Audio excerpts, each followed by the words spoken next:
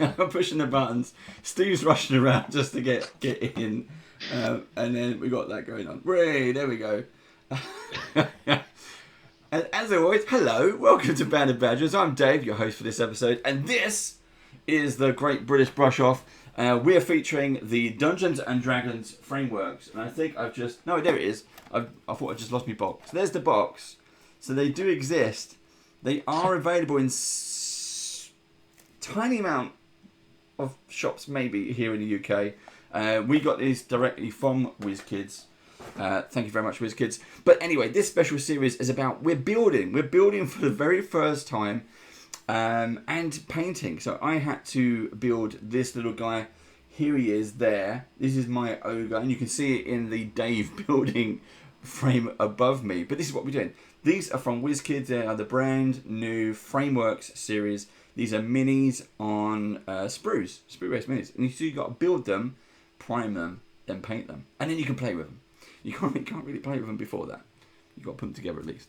Now, joining us around the paint pot for the very first time, although he's been a guest on us before, so returning guest, but first time pro painting, kind of, I guess, is Ian, otherwise known as a Dragonborn Bard, on Instagram. How you doing, Ian? I'm really good, thanks, Dave. How are you guys? Yeah, I am a hot. We are in... Yeah. So... Ian is also in the UK, so it's fantastic to have people in the same time zone. We're in a bit of a heat wave, and the same weather. We're in a bit of a heat wave at the moment. That's why I'm having a cold beer, which has got warm really quick. Yeah, it's got a fan going on the other side of the room, and it's fan one side, fire the other. So I'll see how that goes. Yeah, it's all happening at the same time. As always, we're joined by Steve. So if you have any questions for Ian or for us, do shout them out. Just Steve will make sure that we get you, that he gets you the right answers or something like that. Wow, it is hot. I was fine before we pushed the cameras live. And this means this is the brush off. So as you know, if you're familiar with the brush off, this means that we will continue to compete for those coveted gold stars. Now, at the end of the episode, you as the audience will get to help Ian or kind of sway the vote as to who will be given the gold star. You can pick Ian, but it's between me and Steve, really. And really, when I say me and Steve, I mean me, really, because he's got two. Look, right there. I have two, yeah. He's got gold. Steve two earned gold those stars. two, though. Like watching every episode that's going along, like last week's wet blending on the Beholder. Yeah, that was very much worth it. That was good. Thank you very much. The brush off is for beginner painters, and I think Steve has now graduated. Now, so if you're a beginner painter like me, and I have a chance of winning a gold star, come on, paint. Let's bring it on.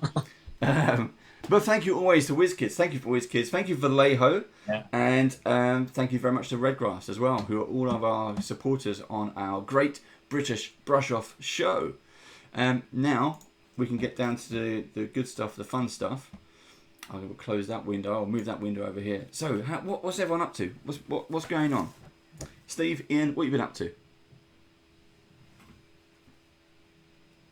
I stupidly washed the garden furniture and windows in 33-degree heat this afternoon, which was a smart thing to do.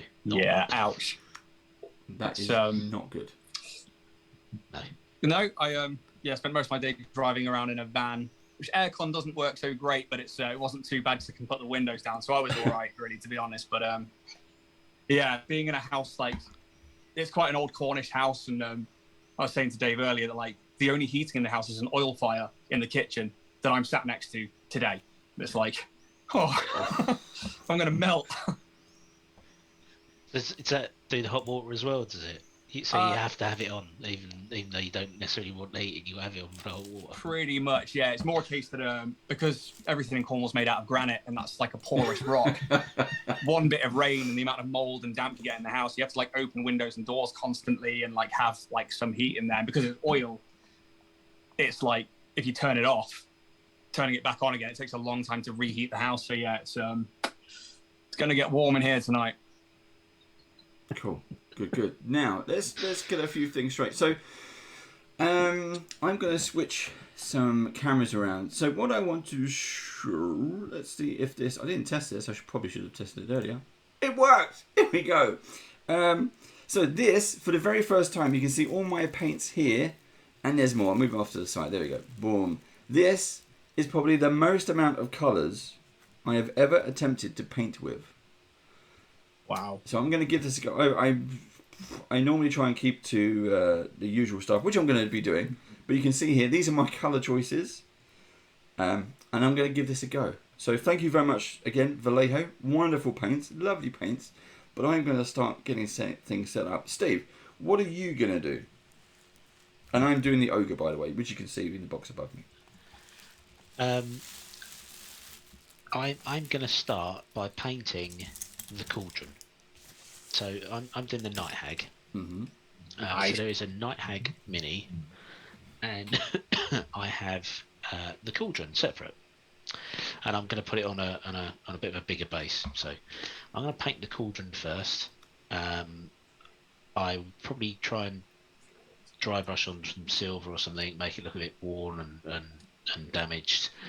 Green goo in the top, and then there is a green smoky thing that I did earlier. I've got to paint some skulls on, and then there are lollipops and gingerbread men and a plate of jellies. So there That's are not loads of creepy little bits. So I'll probably end up painting most of the add-on bits first, and then go with the dry brush underpaint technique. I do, but I haven't quite settled on a colour scheme yet. But I'm slightly intimidated by how much paint you have out, if I'm honest. Me too. Yeah, that's a fair amount. I'm worried about how much heat there is. Yeah. I'm going to paint, it's just going to dry. And I'm going to have to somehow work this out. I don't know how quite yet, but yeah. Yeah, that's a lot of paint. Yeah. Like, I've got most of mine in like an old makeup case next to me, and most of mine are army painters, so they're in the same sort of things as Vallejo, so they all stack nicely. But I took out like the main sort of like 4 or 5 that I think I need, because I'm doing the Dryder, which is one of the larger base minis, which is, yeah, I think as soon as you sent across like which ones we could possibly do, I was instantly like, that one. Yeah, there we go. I'll switch the cameras over so you can see now. Yeah, it's a bit of a beast. It looks vicious. The like the legs and the claws. Yeah, because it really is. Most people know I don't like spiders, and that looks pretty terrifying. Yeah, so I think I was really excited to take this on because I don't have much experience painting Dryders before, so I really wanted to kind of push myself, especially like while being on a stream, to kind of just do something different. Yeah. I also really liked that it came with like a spell hand and a spell effect, which is the choice I've gone with there, in its left hand. So I'm looking forward to hitting that up with the airbrush and seeing if I can get some OSL going on with that. Because OSL is something I really struggle with. So I figured, why not try it live on stream? Good choice. Yeah. So, yeah, we're going to go with that one. And yeah, I'm looking forward to this. It was like putting it together was quite fun as well, because there's so many little fiddly bits. Yeah. And it was very, very Warhammer. And I enjoyed that quite a lot. So, yeah, I'm looking forward to getting this one started. Now, the other thing that we were talking about just before we went on air, Ian, is your mum watching us yet? Do you know what mummy's viewing name is going to be? I have no clue. I know that she tried to ring through, but we were like in the chat at the time. So, if you've made it on, hey mum. If not, you watch this on YouTube. From the past. Yeah, exactly. Yeah. She's been very supportive, which is really awesome. And like, I think I said earlier, like she was like, "Oh, you know, I saw you on YouTube. I haven't got a clue what you're talking about, but it was nice to see you." And I was like, "Oh, that's so that was really nice." And yeah, I love my mum. She's great. Fantastic. Now, for those of we've mentioned that these are Vallejo frameworks, and you do have to build them, which is perfectly true. Now we have built these off camera, so that we've primed them, and then we are ready to paint. Now, this window above me, it says Dave Building. I am just going to press play on that, because I recorded myself building this Mini, and I'm just going to let it play. I dropped a few bits. Some bits didn't work quite well, but enjoy that, and you can kind of keep watching that. And thank you very much to Sean, who just resubbed for 13 months. Wow. Thank you very much, dude. Thank you, Sean. Awesome. Sean, we need to get you painting. Join us. Now, if you have a question, if you want to shout out, do stick it into live chat. If you're watching this on YouTube, you can still put it into chat. No one's here anymore. We've got home. It's all finished. But if you put any questions you want into the comments below, and we will answer them for you. Now, in addition to everything else we've got going on, we've also got some tunes. So I am going to stick some music on right now. For those of you watching us live, please do let us know. If the music is too loud, I'll turn it down.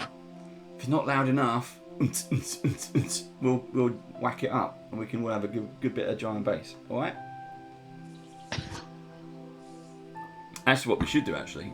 Drum and bass mini painting. That would be. I find that like sometimes I get like really into the zone with painting, and because I have a lot going on at one time, so like many times like my wife and I will be sat, and I'll be sat here and she's usually sat opposite me when she's here, and we'll be listening to something D&D or tabletop related on one thing. We might have another show on another device somewhere else, and then we'll be having a conversation, and I've got like 3 things that I'm taking in, and she's like, can you turn 2 of those off? So yeah, I think the drum and bass would be fine. I think I'd be able to take that one in and still focus on something. Yeah, but yeah, that'd be I think quite a crazy. You're airbrushing as well. Yeah, so I was saying to Dave earlier that obviously Richard did a bit of airbrushing last week.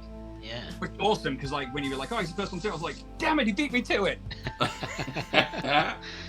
But he is on another level of painting compared to me. I mean, like I was like watching it and I was like, his control with the airbrush and the end results that he got from his shading work with it was just incredible. So I basically use mine to zenithal when I need to, and then hit things up with some shade. I mostly use mine for terrain pieces. Oh. So I find that like when I'm creating like big foam pieces, so like I think I did a wizard's tower, like a broken tower recently, and the big pieces of terrain are quite easy to paint because you stick a load of black all over it, dry brush it grey right through the waist to like an off-white, and then you get your airbrush out and hit it with, I tend to hit it with a sepia into where the shadows are and stuff. And the difference it makes, I find that it makes me look like I'm a much better painter than I actually am in real life. But yeah, it's be interesting. So I'm basically using mine today to go for the underside of the Drider in a purple, and then I'll probably do some shading with it later on. But yeah, so I'm just gonna stick a mask on because I'm atomizing paint right now. I'll take it off in a second. He's got all the gear. Steve, he's like you. You go Robocop, and he's gone Darth Vader. Yeah.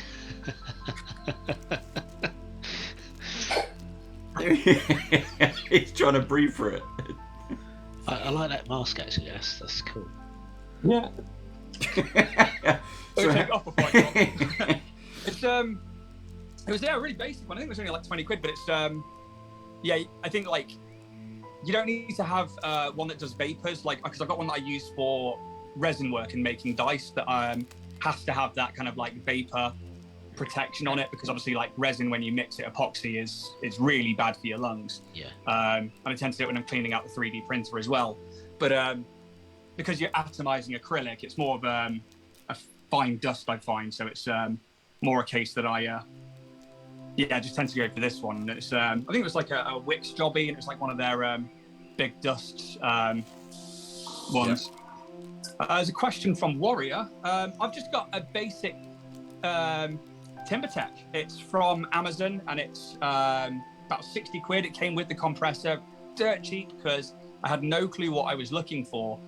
And I'd watched, I think, Miniac videos about how to like operate them and clean them. So I was like, all right, I'll take a punt on a cheap one for now. And so far it's done me great. Like using his little techniques to kind of like There was one that was basically like depress, pull back, release, and then, well, push forward, then release the finger, which was like, so you're like applying a little bit of paint and then you're going back to just air so it dries that bit. And you're doing it in these tiny little sprays. And once you found the right amount of pressure, it seems to like give you this smooth coating. So far, minus a few gasket issues, which I managed to fix by just using a bit of sewing needle oil and making sure that I wash out the airbrush when I'm done. Yeah, it's done me the world of good, but I definitely want to upgrade to something a bit more party, a bit kind of more focused in. Throw on some purple. That's cool. I mean, now I think Steve's getting a bit jealous because Steve also has an airbrush, and now we've had two guests on. I think Steve, you need to. I think next season maybe you might need to break it out. Really go for some advanced techniques. Yeah. Well, we have talked about doing a terrain series as well. We have. So, I'm just gonna take my headphones off because I've got to put my eyes on. I can't see anything. Yeah. RoboCop, we need you. There is a crime happening in Central City. Yeah, I would like to do some terrain pieces because. Come on, what have I done? Nothing. You have to watch it back on YouTube, Steve. my lips are sealed. I can't stop watching you today. Me? Yeah, you painting. I'm painting. Yeah, because normally I know what you're going to do, right? Because I've seen the box. Yeah. I'm kind of doing similar. I'm just doing like a yellowy skin. Yeah, that looks really, really good. Yeah, it's very smooth. Yeah, thank you. It's a brush. I've got some paint, I've got a brush, and then I just put it on the Mini. I got no technique to just slap it on. It is drying pretty quick though. It is drying horribly fast, actually. Yeah. I got a wet palette, but it's not helping. No. For those who were watching, I just broke the arm off this again. But luckily for me, That happened off a camera tiny as dab well. of super glue and super glue accelerator, and I'm sorted. But I got a bit heavy-handed with this Mini earlier, and I just put my hand down on top of it, and like there's a really cool arm with a sword hanging up, and I took it clean off. Just like, oh, I'm fighting that one at the moment. But so I've got the purple underneath, and all that is a really thin layer of almost, translucent layer of it's alien purple from Army Painter. Yeah. A beginnings for me underneath, and then from the top, I'm probably going to hit it with a blue, because I want to get those contrasts when we pick out the edges on the spider body, because that's the main bulk that we've got here. So whereas like the drider body itself, like the front half of it, I really wanted to go for those classic looks with a kind of like a grey to onyx kind of skin tone. So I'll probably hit it with a brush base layer of Mechanicus? Yeah, standard as its base, and then work my way up through some lighter greys there. And then hopefully the spider body itself will be a base of purple underneath, blue on the top, and then we'll hit out some purple edge lighting with some blue corners and stuff. Yeah. So that we've got that kind of like underdark feel. And I think once I get to the spell effect in its hand, I'm hoping that once I've done that, I can start looking at the colours that I put onto the base for it earlier in the week to try and get some of those pinks and greens on there as well, maybe. That'd be So, cool. yeah, I think that's my plan. For those of you who don't know, you can, I mentioned at the beginning, but if you've only just joined us, you can check out Ian and all his painting and model making and daily dice rolls, because that's how I found him, at the Dragonborn Bard on Instagram. The one. So do go check him out there. And you don't just paint minis, you print them, but you also, you do like a lot of model making as well. I kind of just, jack of all trades, I guess, master of F4. kind of just dived into this hobby head first, and kind of I find myself being more like an excited dog when it comes to like, I'm like, oh, that's really cool, I want to try that, and then all of a sudden I'm terrain building, and then it's like, oh, that was really cool, and I saw this YouTube video, and I'm like, now I want to try dice making, or so yeah, I kind of like to throw my hand at a bit of everything, and yeah, I don't think there's been one part of this hobby that I've disenjoyed. It's been my own pace, my own time. Everything that I've done has been creative, and even if like we all have to start somewhere, and I find that like when I first started mini painting, especially because I used to like be so disappointed when I was a teenager trying to paint Warhammer, like, oh god, I'm not as good as my friends, that it made me stop doing it. Now that I'm a 33-year-old man-child, I'm like, I don't care, I'm just enjoying this. And then I found that like the community that we have, especially on socials like Insta, are so supportive that they will offer you tips and hints and kind of like just get chatting to you. And there's so many people I've met, and it's like Richard's one of them, like last week coming on the show, and it was instantly like, you know, oh yeah, this is what I do and this is what I like. And like just those straightforward things is what I really like about the community that we're in. Because you can start with, you know, a Knowles as Mini that you don't realize has a really thick layer of primer on it, and don't realize, you know, it's best to probably strip it first, until somebody says, hey, have you tried taking some of that off and, you know, going with a Vallejo primer and stuff like that. And yeah, I think it's just a really awesome thing. And so yeah, I've just found myself like every time I found somebody new on socials, I'm like, oh, I really like their what their content is and what they're doing. I tend to like try and absorb a piece of that into my collective trying of stuff in this hobby, I guess is the best way to look at it. And yeah, I don't think I've regretted a single day of it. Cool. But that's the one of the things about it. It's so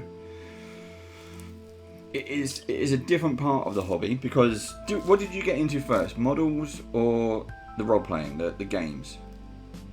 I definitely think that as a teenager, like so probably like, you know, late child, early teenagers, it was definitely the models themselves. Because I think I remember all of my friends starting to collect Warhammer, and they were all like, oh, look at these Space Marines, and I was like, Tyranids, they look like alien xenomorphs, that's for me. And I remember just like liking the models. So I definitely think that was like my first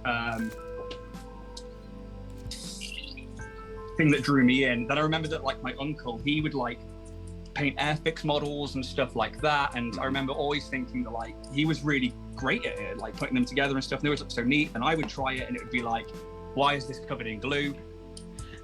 And it's, you know, it all kind of begins there. So I guess that like, yeah, I think having the toys, I guess, is probably it.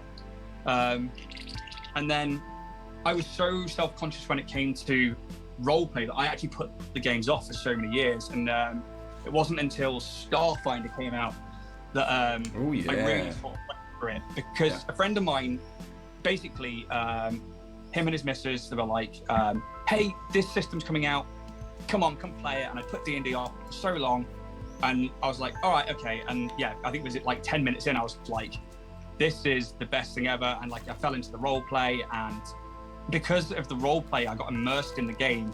And I think that to me is when the penny dropped, when you don't even have to close your eyes and you can envision where you are as a character rather than you on a sofa in a living room rolling dice. And I just, it blew my mind how I'd been video gaming for years, and that for me was probably the most immersion I'd ever had. And then all of a sudden, somebody was just telling a story, and we were just around a table having fun and a laugh, and like bits of your personality come through your characters, and your characters bleed into you. And it was, yeah, just this eye-opening moment that I was like, oh, this is completely for me. And another friend of mine, Jack, who I will always have a place in my heart for, because he introduced me to several streams like Critical Role and to High Rollers. And then my mind really opened into DMing and GMing and stuff like that, when it was just like, oh, I get it. And it just became, it wasn't about, you know, the singular, it became about the group and about the cohesion, the immersion. And yeah, he really opened my mind to like these games on another level. after my introduction to them. And so I will always have time for and love in my heart for that guy, because that introduction to those streamers really did change how I viewed and myself, let alone the community itself. I find that there's a bit you said about you play the computer games for years, and yet like an RPG game, around a table, pen and paper game, gives you that higher level of immersion than any computer game film can do, and it's purely down to storytelling. Yeah, I fully agree. I think that for me, video games, I've always loved them, and I really enjoyed them as a young kid and growing up. And like I started on like a Sega Mega Drive 2 and things like just playing Sonic, and then I'd go outside and like, you know, my best friend would be Sonic, and because I was the younger kid, I was always Tails, so I instantly fell in love with Player 2 characters. Yeah. And then it kind of like, you know, you'd play the games and we'd go outside and be running around playing them like that. And then, you know, we got a bit older and we started playing things like Resident Evil, and then we'd go outside and play Resident Evil, and so on and so forth, until like, you know, you get to your adulthood, and it's more like switching off now. So like I will play a video game if I want to just shut off from the world. Yes. So like I've been really enjoying it. It's taken me so long to get around to playing Mass Effect, but I'm finally playing Mass Effect. And I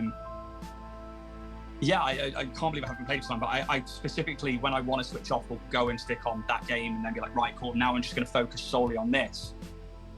But that's because I'm just switched off, and like I can be in there and I know it's like, right, run down this corridor, press a button, do this, do that. Yep. And you're getting that reward dopamine hit for completing the task that you know you need to complete. Tabletop role playing, it's all in the dice. Yeah. So whereas like, yeah, the DM might have a plan or a story arc in mind, doesn't matter. The dice gods giveth and the dice gods taketh away. Mm-hmm. You know, you can be going one way, then all of a sudden you teleport somewhere and that's it, you're on a whole other continent. You're like, oh, okay, this is the way it's going. And that unpredictability, and also like, there is still that aspect of video gaming to it, but like that unpredictability of the dice for me, I love that. Like, yeah, risk versus reward is one of the biggest things and my favorite things with tabletop. Yeah, I completely agree. And it's good to hear Mass Effect. I played Mass Effect the first time it was out, and again, the sci-fi storytelling was phenomenal. Yeah. It is a great game. It was a beautiful looking game as well. Yeah. It really was. It tells an epic story. For those of you who have not yet played Mass Effect, go out and play it. You will not regret it. Now I have a choice. What colour? I'm going to do his loincloth and furs. But look at these. What brown do I use? Nice. I might use that. I've got lots of wood, I've got lots of tree parts. So I'm going to use the dark brown, the very dark brown, which is beastie brown. There's one that's called... Leather brown is for leather. I've got parasite brown. Yeah, that's the one I was thinking. Parasite brown or... plague brown. The plague brown. Nice.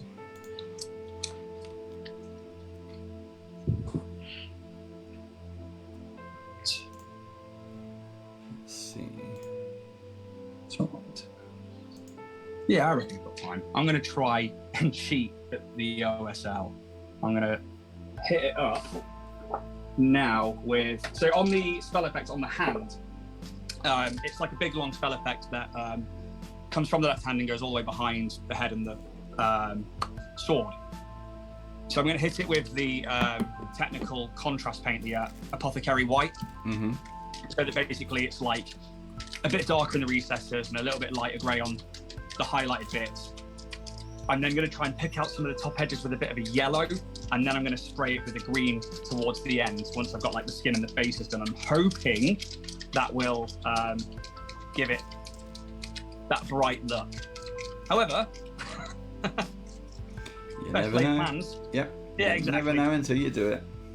But that's Yeah, I need to put the because this is a technical paint. The contrasts, they take a little while to dry unless you are sat under a fan, and because my fan's across the other side of the room, I'll be put it on sparingly and then hoping that's enough.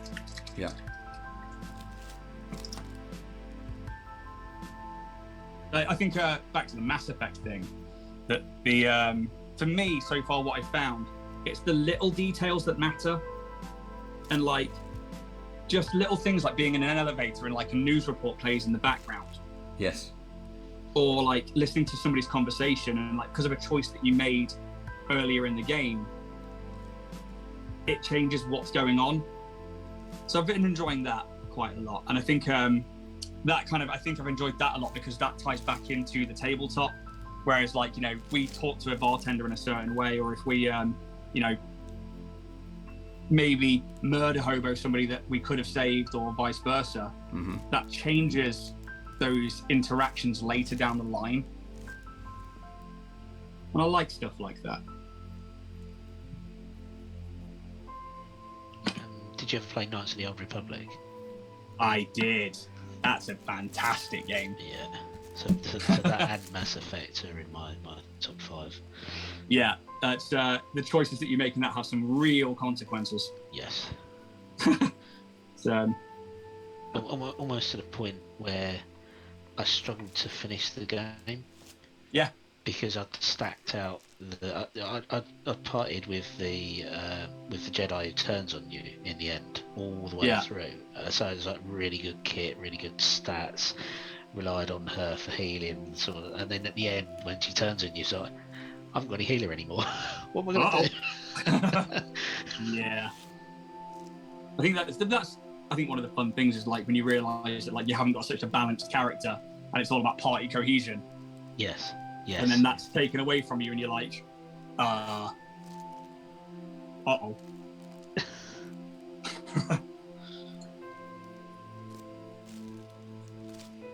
It's like being a warlock with 2 spell slots going up against a wizard.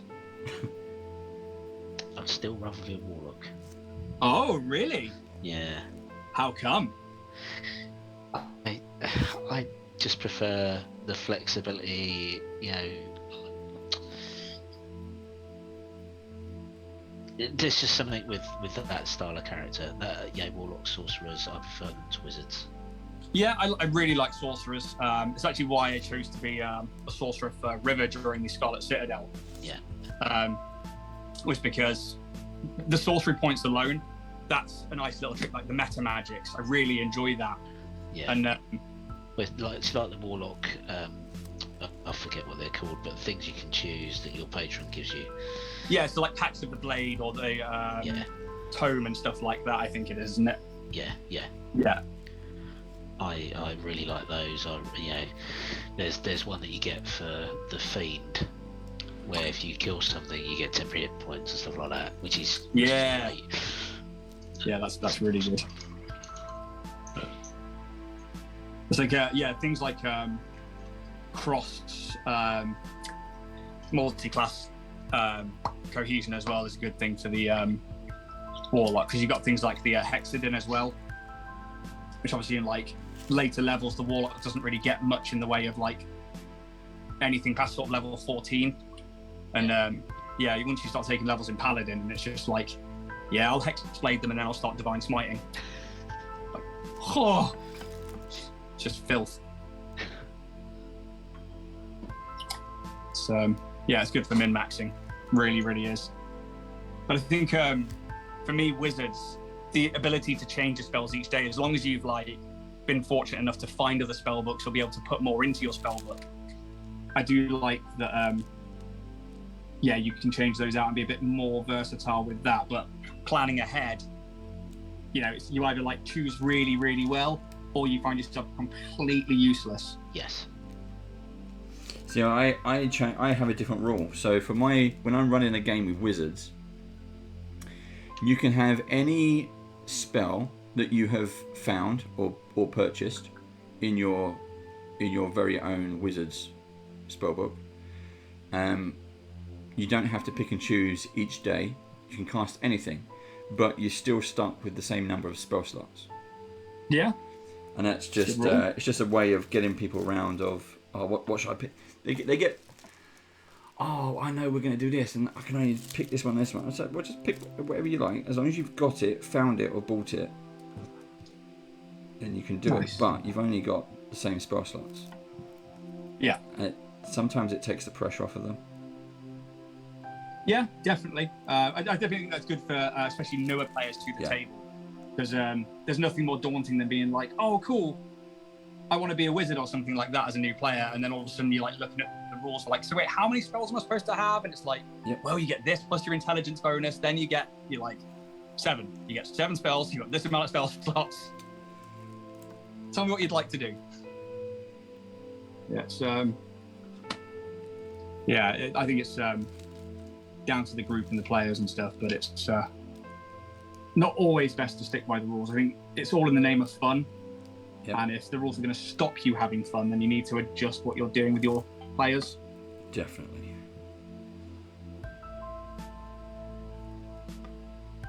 I don't like changing it to be game breaking or anything, but I also don't want people to sit there and be like, just sulking at a table because they're not having fun. That's just not fair on them, really.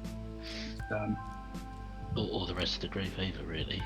Yeah, very true. And I think there's been not necessarily across the Wizards, but there's been situations in my own games when I've been DMing and I've taken a player out of the fight a bit too much, that I've realised, oh God, I've got to try and bring them back in because I'm being a bit too by the rules. And it's you might have a barbarian or a fighter who once they're up close, that's it, it's game over for your enemies and stuff like that you're playing as the DM, but actually that's their job to be there.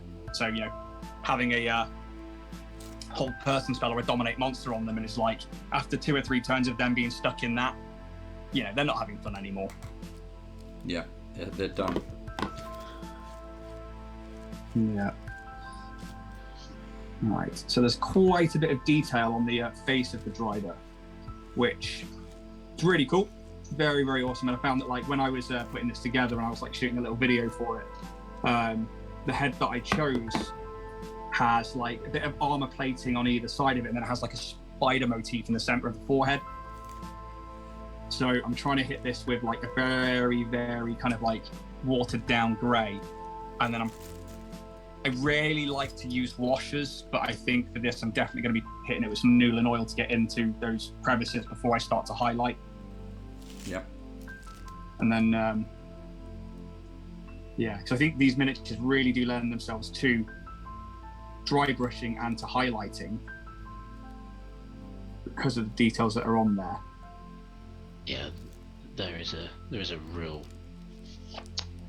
high level of detail. Yeah, it's great.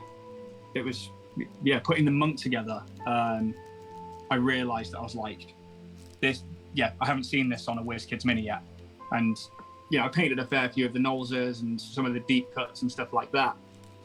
And I've really enjoyed those because minis, who doesn't? And putting these together, it was just they've really, really taken the time to kind of look at all the little bits. So I even got the macro lens out to have a look at some of the faces and stuff. Yeah. And it was wow. So really, really impressed with how it's all come.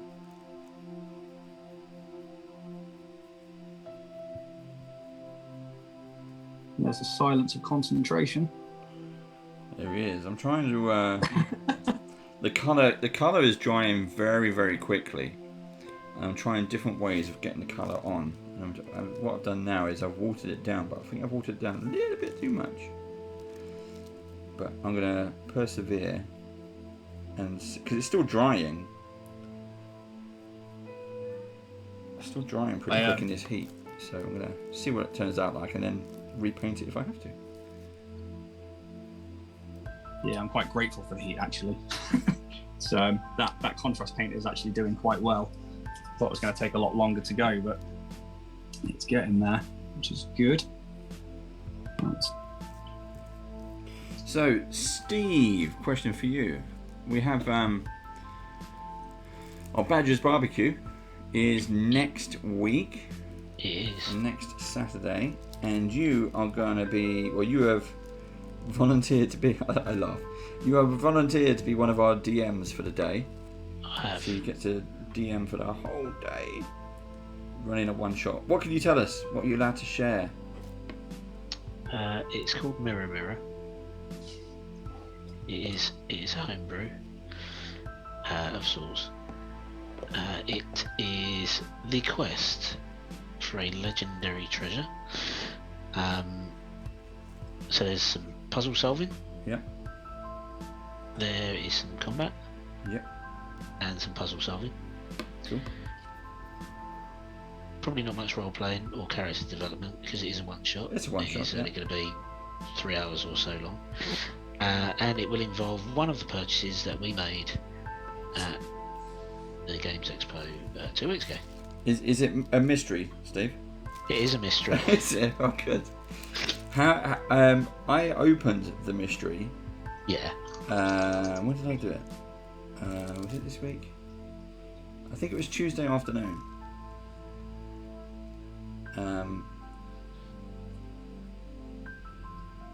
My boy saw what I was doing, wanted to be nosy, and we started reading the newspaper about pirate treasure. Yeah. And the missing chest and the Balthazar stone. If you want to know what I'm talking about, people, go to our YouTube channel, youtube.com/bandofbadgers, and check out my unboxing of the Balthazar stone. It was brilliant. He was just into it. Right. Like we read the enclosed letter that you get on the website. Read the letter. Oh yeah, so I've done that bit. Yeah. Oh, so we read the letter online. That got him into it. Then we started reading the newspaper. Then we opened the first lock, and he was done. I mean, it was like the best. We talked about like Ian was talking about playing around a table with friends and just telling a story. It's more immersive than a computer game. Yeah. My boy is only he's played kind of D&D with me. He's only 7, and he loves it. But this took it to a whole other level. He was so immersed in what could be in this pirate's treasure chest, because it is a treasure chest, and you have to solve a puzzle to unlock the first layer of the treasure chest. And inside is more mystery items, more puzzles, and it was amazing. The look on his little face was fantastic. He was That's really cool. absolutely hooked. Did you do the whole thing, or did you just use stuff after the first We stopped there, so we found the items on the inside. Yeah. The first items, and it was things like the curse. The stone is cursed. Sometimes you can hear things move inside the chest, and sometimes, if you listen really hard, you can hear the whispers. And he was like, wow. And he had to go to bedtime. He had to go to bed, and he was like, but where are you going to put the chest? Can you put it outside? I don't want to hear whispers. It was so good. And every day he's come home from school and said, can we play it? Can we play it? That's awesome. That's really cool. I know that my kids, one is now 9, one's 4, and my eldest one, Michael, he loves the idea of D&D, and he's got some minis, and he sits around the table and paints with me sometimes, which is great. And we played like a few games where to begin with, I kept it very loose, and I was like, let's just not worry about the rules, just grab a D20, I'll tell you when to roll it, and stuff like that. And what I found, though, was that he took it so immersively that he would, like, as soon as the combat started, he would run and hide, because he was like, I don't want to die. And it was just like, oh, okay, right. So I needed to, like, try and show him that it was just a game and that it was all right and stuff. And then I think we were actually playing through Waterdeep, and he'd finally, like, we got down into the sewers for, like, kind of like the first sort of dungeon. Mm-hmm. And there's like 2 goblin lookouts, and obviously goblins have like 7 HP, they're not much. And he like in a panic was like, was like, do you want to attack them or anything? He's like, yeah, I'll throw my dagger from a distance. I was like, yeah, that's fine. You can definitely do that. And he threw it and he like nat 20'd them. And like the goblin went down straight away. And he was like, hang on a minute. Oh. I was like, welcome to D&D, buddy. Just like, you see the glaze lift from their eyes. Like, I have seen the light. That's it. yeah. And the other immersion part of that is a little thing that I find is music. And what I did realize though with my kids, whereas my usual players that I play with and myself, I'm a sucker for music in the game, and you know, to the point where like I will go to Epidemic Sound and spend 2 or 3 days just listening to track after track after track and putting them into groups to be like, this could be this kind of thing, and that's what I see when I visualize this song and stuff like that. Yep. I started introducing music into the games with my kids. Both of them found it too scary straight away, and I was like, I had to like remove it from the games because they would just it would just upset them. And I was amazed to see how powerful of an immersion tool that was, especially on a young mind who like doesn't consciously know what that music is and what it means. Whereas the adults, you know, we know that when we hear the slinking music of like the deep bass notes and like the odd minor note, we're like, oh, and the camera follows the briefcase. We're like, right, we know that something's wrong. It's just there naturally in kids that like, I guess that they just don't consciously know it. So I didn't realize how scary that would be for them. So that was a lesson learned as a DM for me, was don't put haunting music on during a D&D thing for them, because they will have nightmares. I think my oldest one's right now. But that's the pleasure of immersion as well. I mean, we use visuals. We're as part of the Badgers barbecue is also getting back to our club games and getting getting all the people around multiple tables again. But we all find different ways of doing things. I'm a sucker for real world artifacts, physical items. Yes. Hand out notes and maps and things like that. For sure. Which we were doing before we even had met Beadle and Grimm. We were doing that with our own tables. Oh, Beadle and Grimm stuff is so nice. Yes. It's watching someone like Josh's reviews and stuff like that, and your unboxings. It's like, they are very, very pretty boxes with some very, very nice things in them. Yes, they are, and then maybe I'll be able to play them. Because I bought the very first one I bought. Well, I bought Avernus. Oh yeah. And the story is basically we were already playing Saltmarsh and loving it, and I spent the money on getting the Platinum Avernus, and we played on the Friday, and the Monday we went into lockdown. Oh, little did we know it would be 2 years. Yeah, I think that was I'm so proud of the guys that I play with for that, because they were so keen just to play that, like, I was relatively new to DMing 5e, and we were all new to sort of playing it, and we'd been together like a couple of months, and like I think I'd spent so long, like I was like writing every night to try and like put lore into the world, and my players were spending a lot of time like researching their classes and their characters, and like I'd be having like, you know, messenger chats with all of my players separately at like 1-2 in the morning, when they're like, oh, I've got this idea, I'm like, yeah, that's really cool, okay, how can we put this in? And then we got, I think it was maybe 20 sessions in or something like that, maybe less, and it was like, lockdown hit, and like starting to learn how to use Zoom and use different things. My internet was awful, and like it would just be cutting out, and it'd be like choppy, and yet they still stuck through it all.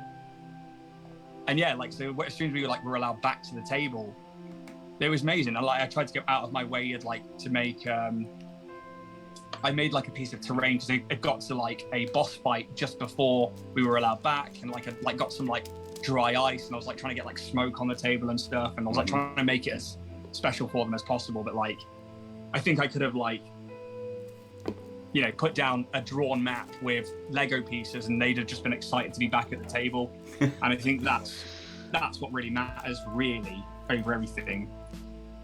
Is the keenness space. So yeah, I I've got all the love in the world for my group because they are so enthusiastic for the games that having two other people who are like really good at DMing in it means that like we get to be both player and DMs for many different times around, and like it's an absolute joy like to have like a group like that, because I know that many people fall into like the forever DM or the group of players who don't have a DM, and we're very very lucky that like all of our guys sort of like want to take a turn in doing it, which is awesome.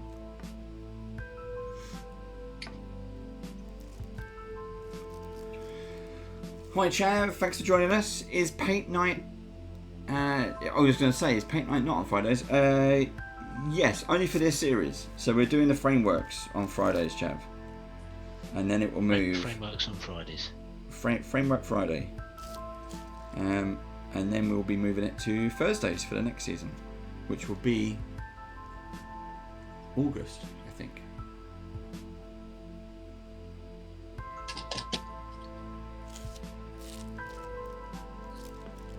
Although, I'll go, Steve. I have not confirmed what we're painting in August, but yeah. How you doing, Steve? I'm doing okay. These are fiddly, tiny little pieces. Painting a plate, and it's the size of a half pea. Probably, I must show my age by knowing what half pea is.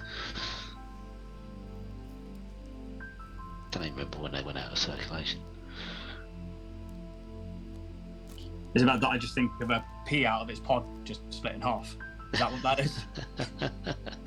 a half penny piece. You used to be able to buy half-penny sweets. That's when everything cost what it was supposed to cost. It's getting very expensive out there at the moment. Yeah, it is. Yeah, every time I go to the petrol station. Oh, I went today, $1.92. Whoa. Oh, it doesn't help that like Cornwall's pretty expensive anyway, but like because we're so far away, like trucks have to obviously travel so far to get down here. But it's like, That is gonna hurt. I mean, I guess it is what it is for the time being. There's nothing that we can overly do about that. But yeah, it's Do you reckon it's gonna hit £2? Yes. Yeah. Oof. Yeah. Well, I remember I was in North Yorkshire when it hit the pound, and my friend at the time who was driving was like, "Look at that sign and remember that." Yeah. It's like, yeah. It hit the pound, and I do, and he was like, "Yeah." So yeah, it's like I just know that it's going to be,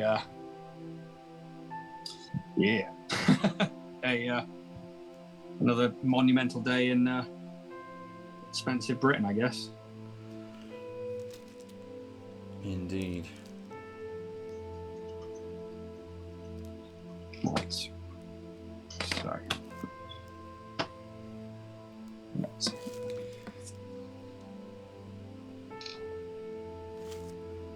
So, I don't think Steve's watched it yet. Are you, Ian? Are you a fan of Stranger Things?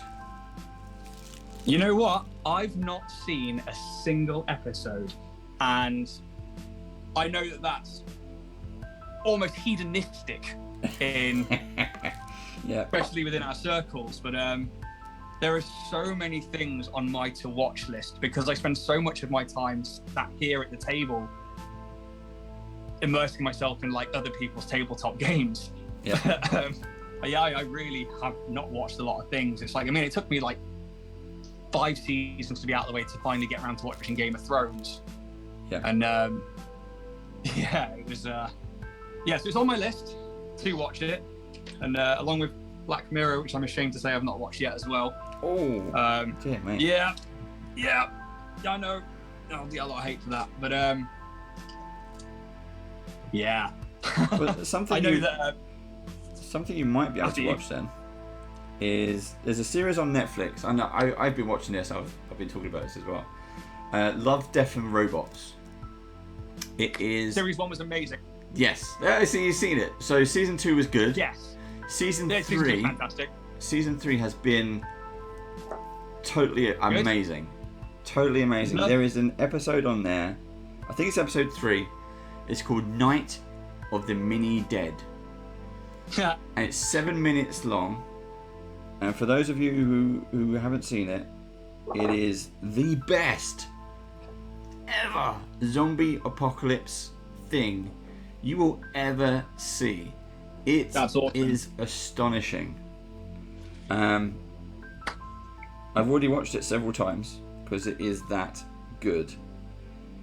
That's pretty cool. And Love, Death and Robots is basically a series of animations, all different animation styles, everything. And in season 3, there is an episode with Joe Manganiello doing a bit of mocap. Well, at least he's like this. The likeness kind of looked like him, kind of didn't sometimes. And that was good. That was harsh. That was about 15 minutes long. Modern day kind of Marines on a rescue mission to get this kidnapped person, and they go in a cave. And in the cave, one of the soldiers goes, "What's this slime on the walls?" And I'm like, "Oh fuck." And she's put it on her knife, like, "What's it? What's this? What's this? What's this stuff?" And then a few feet away, they find this body, this skeleton. It's covered in blood. And they're like, "Well, that can't be the hostage we're supposed to be rescuing." They couldn't have done that in the small amount of minutes that we've been behind them. And they find the dog tags and say, "Yeah, this is the person." And then 10 feet away from that are 2 more bodies stripped to the bone.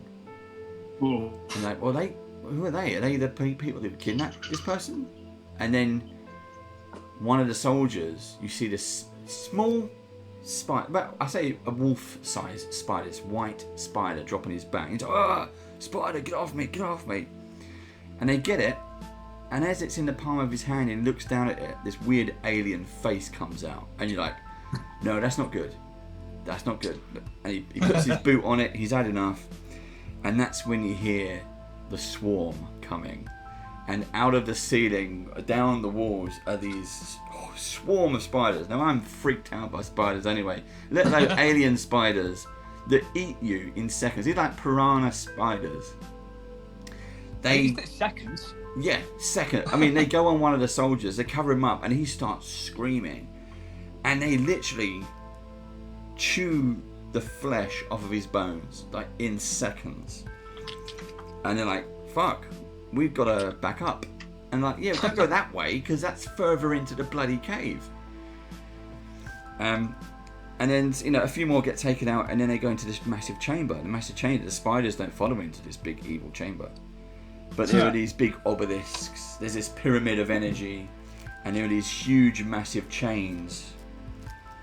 And the chains start to move, and then you hear this voice from another chamber like, "Release me." You're like, "No." No, I'm not doing that. And then you see these bigger spiders start to come towards them. These are as big as dogs, and they've got blades for legs. And you think, what the fuck are these things? And it escalates pretty quickly. So yeah, I think definitely one to watch. Love, Death and Robots is this fantastic idea that obviously like, the whole premise of it was like, here's your brief, Love, Death and Robots, stick all 3 of those things in a short animation, go. Yep. And it was like, that's amazing. So like for me, they actually inspired a D&D character I'm currently playing in a campaign, my friend Jack's campaign. Yep. And so the 3 robots one. Yeah. They're cool. Back. Yes. Yeah, so I'm looking forward to seeing that. The little baby monitor. Yeah. Is basically the design that I've gone with for a character for a D&D campaign that's like sort of semi-sci-fi. Yeah. So I'm playing a homebrew construct race called a service bot that's a cleric that is basically a green version of that tiny little baby monitor. And yeah, it's been really fun to play something unique like that. And that all came from that one episode. That is fantastic. Yeah. So I'm trying right now with this mini, because there are so many little details. Before I go in with a highlight, I've got a whiteout and I'm going to highlight those. It's got like a web for armor. Yeah. And, so I'm trying to highlight those with a bright white now, so that when I go in with a wash, they're still prominent and showing. That way I can then go back in with basically like a second base layer to then go over and highlight. So things like, I don't know if you'll see it on that camera, but which way am I going? That way, I'm not used to that yet. So all of that webbing that's down the front there, and then the face, that's all really intricate. And I'm going to get like an artificer brush and basically like do each individual line on that, because that's some of the main detail that I want to pick out, along with the eyes and the spell. And then there's like a central line down this sword that I also want to be glowing with magic. Yeah. And that's all going to be technical paints, because I think the rest of the body, this miniature really lends itself to dry brushing and to blending that way. So the purples underneath to the blues on the top, that's going to be quite a simple fade to do with just single direction dry brushing. So from top down, only in one position, and then from bottom up to blend it in with the other color. Yeah. That's going to be pretty simple. And because Dryder's bodies are, dark, they are usually like black carapaces and stuff like that for the bodywork. A basic black primer and then dry brushing your way through those underdark colors, I think is more than enough for this. But it's that drow side that I really want to highlight, and that spell effect, and especially that like face with the armor and the spider. That's what I want to pull out on this, because that's what I think WizKids have done really, really well, is that focused detail where we all look like minis. There's a bit on, like that, as you said, the webbing, and there's a bit in the Salvatore Dritz books where, I mean, this was a few years ago, where the Drow make new magical weapons, and they make a sword and they make a shield with the webbing on it. I think they make armor as well. I think they make the whole lot to fight Dritz, and they nearly succeed. But these weapons, these items, because they were crafted in Gauntlgrim, the forge, they're still out there. And when I saw that Dryder, it reminded, nothing to do with the Dryder, but it reminded me of those weapons. That kind of glistening, it's a web, but it's as strong as steel. It has the colour of diamonds, it reflects, there's a delicacy, but deadliness about it. You don't want to get caught in this web. Beautiful. Yeah, 100%. I think with the Driss stuff, I mean, Driss is such an iconic character, and like Dryders and the Drow themselves, the lore behind them is fantastic. And I think it's one of the most rich in terms of like being able to build stories from in D&D, because even in the monster manual alone, you get so much information from the Drow section and the Dryder section that you're like, oh, okay, I've just learned about Loth. Happy days. Yes, yeah.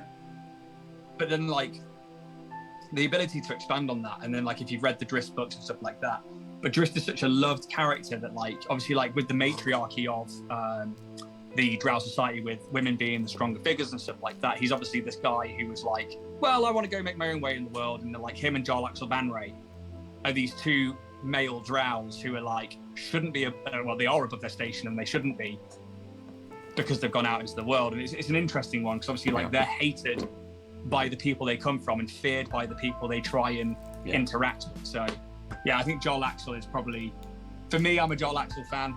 I like a foppish pirate. He's a great character. They even did a whole trilogy as part of the Salvatore book series, the Dritz series, which is basically ongoing.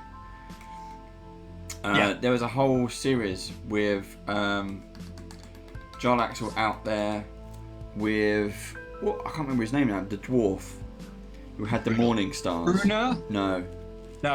It's a dwarf who had the morning stars, and these morning stars, one could do rust. It would ooze oil onto these morning stars. One could do rust, and one would do explosive oil.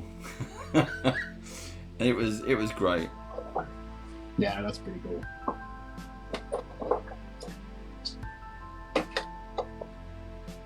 Let's lighten that one off. So I think that something that I do without thinking about it is the color palettes that I've got. Like, so I don't have much in the way of like vast amounts of different paints. I Yeah. tend to like, I've got I think it's the mega bundle from Army Painter, and then I tend to go to different shops and buy different paints as I see them. And a tip that was given to me, which actually has stood since then, is there's two things. One is like, if you've got a dark color, just, if you want to make a palette of it, go to a color wheel and find its opposite color, but also just use a bit of white and just see if you can bring it down little bit by little bit to see if you can just keep it within the same color palette.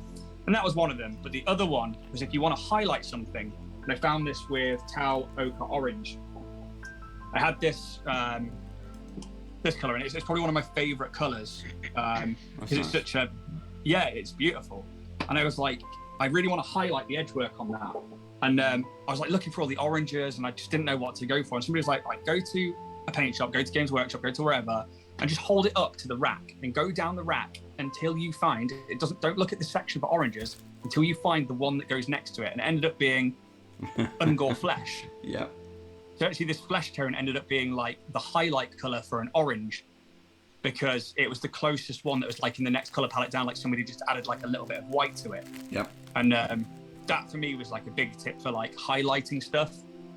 Whereas, if you're not good at mixing, just go with the paint you want to a shop and put it next to ones until you find the next kind of like lighter shade to it.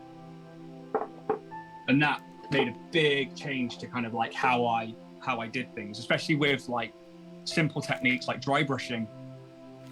You can use those as either intermediary bits to like blend, or once you've got like those layers on and you just need to go around some edges or some like corners and stuff like that, using that slightly lighter tone keeps it within that color palette and actually still makes it pop and shows you all those little details. Yeah. So I really like that tip that somebody gave me. Cool. But that's the nice thing about it. I mean, I've learned from doing this show so many tips. It's rare when you can get different. That people don't often say the same advice. They go, okay, well, I can see what you've done there. Did you know you could do it this way? There's another way of doing it. There's never one way of doing things. There's always multiple ways, and it's just give it a go with what you're comfortable with you're doing. But don't be afraid to experiment. And that, I think, is the key right there. That don't be afraid to experiment. I found that like I'd be like so focused on like the mini app videos. I'm like, right, that's how I've got to do it. I've got to water down every paint, then I've got to do like 2 layers at a time. And then I found that I was getting lazy. I was like, well, I'm not gonna water down paints anymore. And I was starting to like not water down paints. And for some minis, that was fine. But for other minis where there was like big bits of plating or big bits of stuff, I realized that was starting to clump up, and actually I'd forgotten about techniques, or I was starting to not use them because I was getting lazy. Yeah. But I found that like each different mini will lend itself to different styles of painting, and it is experiment until you find the right one for it. I'm not that great at planning out ahead with a mini. I tend to just throw some paint on it and then realize what's happening halfway through. And it'll either be a case of, right, strip it back, or it will be oh, actually, this is working out well. So a lot of my paintwork tends to be, I think there's some that I post that I'm like, you know what, I'm really proud of that. Like, I think there was a Dragonborn I did that I referenced the player handbook, and I was like, I'm really proud of that. And there's other ones that I'm like, I'm never posting that. So it will go on. I was going to say, let's talk about your Instagram, your Dragon Bard, and you've got your YouTube channel as well. Yeah, that's a new thing. What? Yeah. Why Dragonborn? Oh, so that's a question I don't get asked very often. I think that like I've always liked them as a race anyway, but the real reason comes down to 2 things. One is Dragonborn and one's Bard. Yeah. So my surname Baird quite literally means bard. Gotcha. It is the Scottish word for of the bard, so bard. Yeah. I was born in 1988, sorry, which is the year of the dragon. Oh. Dragonborn. So I became the Dragonborn Bard. And that's sort of where that came. I think that like where that came from is like started off as a bit of a joke with like between me and the group. I was like, well, I was obviously born to play these games. stuck for me. And I do like the Dragonborn as a race because they're so underplayed. And I know for a long time it's because they were kind of, for lack of a better word, shit. But I kind of like that. I like an underdog, and I like, I'm. There's a time and a place for min-maxing, but for some reason when I'm playing tabletop, I like being at a disadvantage.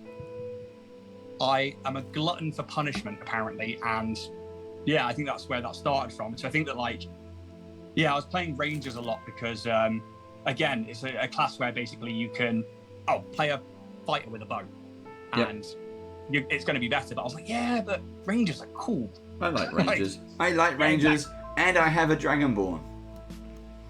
Yeah, and and I think that when Fizbans came out, there was a big change to the Dragonborns and the Kobolds and stuff like that, and that was cool. I liked that a lot. I kind of always liked them, and I think that the whole being born in the year of the dragon and that being a sort of like running joke that we had to begin with, kind of became me. So cool. I am the Dragonborn Bard. And I think that's kind of like just what I went with for the Instagram handle, and that's where it really started. Because I was doing it on like a separate Instagram before, and then I was like, I might focus solely on just this hobby and stuff and have this, one focused page. Yeah.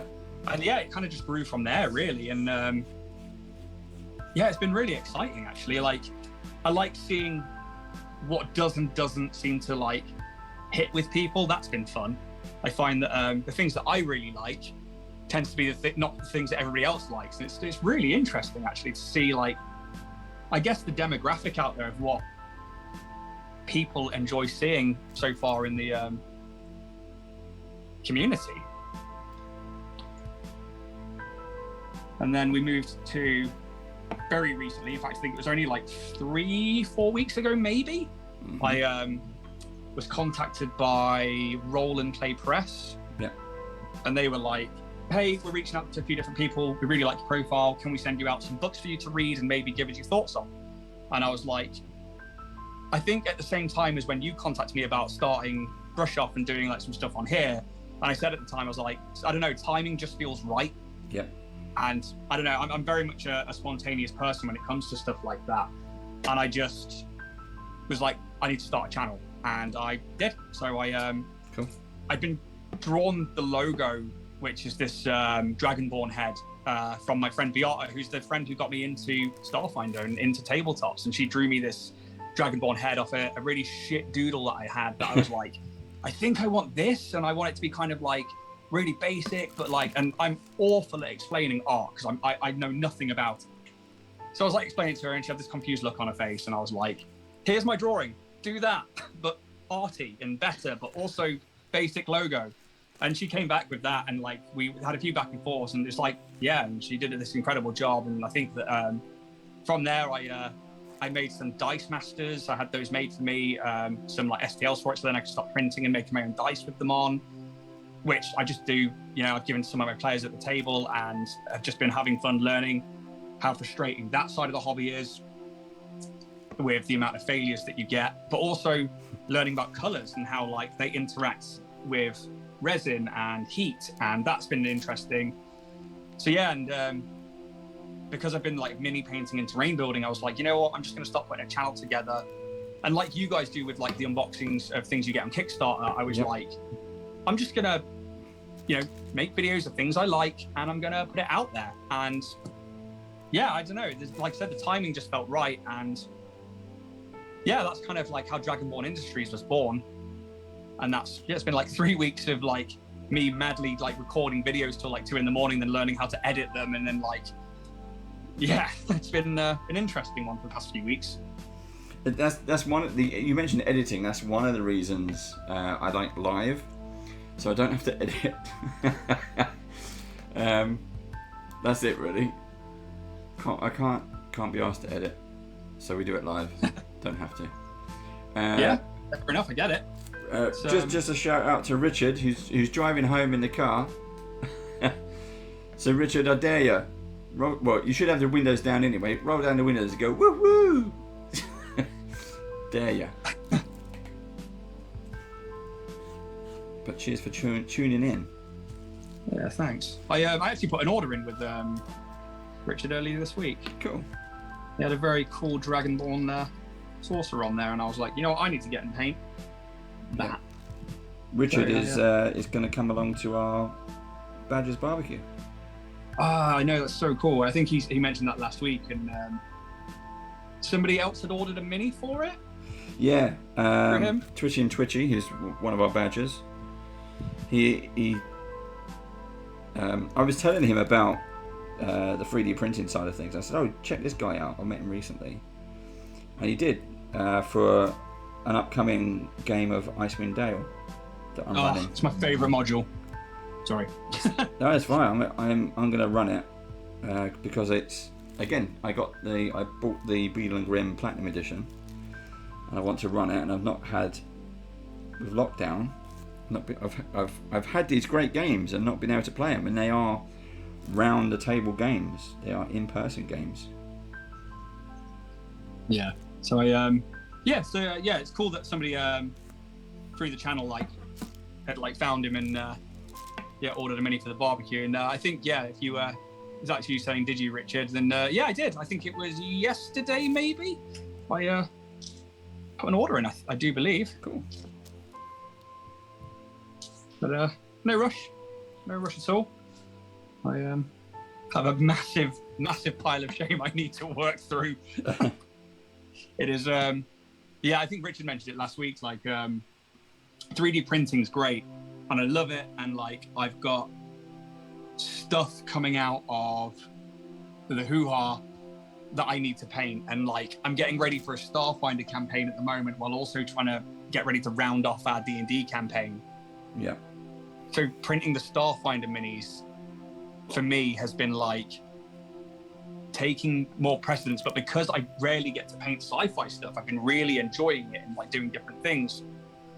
And I've got drawers and drawers and drawers of stuff that I need to paint. So I need to really get to that, to be honest. But I'll do it. It's fine. I'm glad I don't print for a business at the moment or anything like that, because I can't imagine the chaos of having to put things through a printer and then be like, oh, but I want to print for me. Yep. When's my turn? And I can be a little bit impatient and stuff like that. I'm sat there watching a print for 7 hours, come on. I printed an Ifrit from a Final Fantasy based kind of Eidolon of Summons. Yeah. And it's the size of a giant. And that's one of my things I've got to paint this coming week or so. And it was huge, absolutely massive. And I'm really looking forward to painting that very much so. I think that's from a Kickstarter from Lions Tower Miniatures, maybe. Yeah. And it was all Final Fantasy sort of themed miniatures and stuff like that. And it's just this beautiful, beautiful piece that I'm very glad I got to print for me and not somebody else. So that selfish part of me was yay, toys. Yep. Because I am a 33-year-old man-child. We've got a shout out from Fluffy Cat Poof, who says, thank you for joining us, who says that Dryder is awesome. Saw your post on Insta to come and watch. Thanks for the share, as he says, perfect ideas for my next paint. So do you want to do a close-up? Awesome. Do you want to do a close-up while we're here, while we're talking about the Dryder? Talk us through it. Halfway through. So what I've done is I put on a contrast paint on where the spell is going to be, and I put that on quite early on so that has time to dry before I start applying an airbrush of Tesseract's Glow to it, which is a technical paint from Citadel, which is very bright, and that's basically going to be this coming off the left hand up here. So I've put on a Apothecary White contrast paint to act as the sort of undercoat for that. Then the rest of it, so the main spider body, I went with a sort of Zenith primer or a Zenith kind of layer where I did purple underneath and blue on top, and then I've tried to blend and dry brush my way through those kind of underdark colors to meet the purple and the blues in the middle of that back end of the body. Then the drow top half, because we want that to stay as a charcoal grey, skin, it's a case that I started with Mechanicus standard grey, and then I've gone over that with a dry brush of white.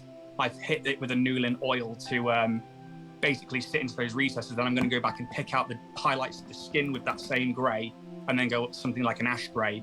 And then I'm going to try and pick out all that webbing with an actual white. So that hopefully that really shows. Can you try and get it closer to the camera? Can we go right in? I'm going to stand up for that one. Yeah. There we go. And to move to the right a little bit. There we go. So yeah, that underside. Oh, awesome. It does look pretty scary, doesn't it? Oh, look at that. What we're trying to go for. We want to keep that dark black. Yeah. Quite one of the main features being like such a dark thing. When looking at them in the books and stuff, I didn't really want to take too far away from that, but I want to keep it close to those underdark colours because I've done a base for it that hopefully I'm going to be hitting or getting it attached to tonight, which hopefully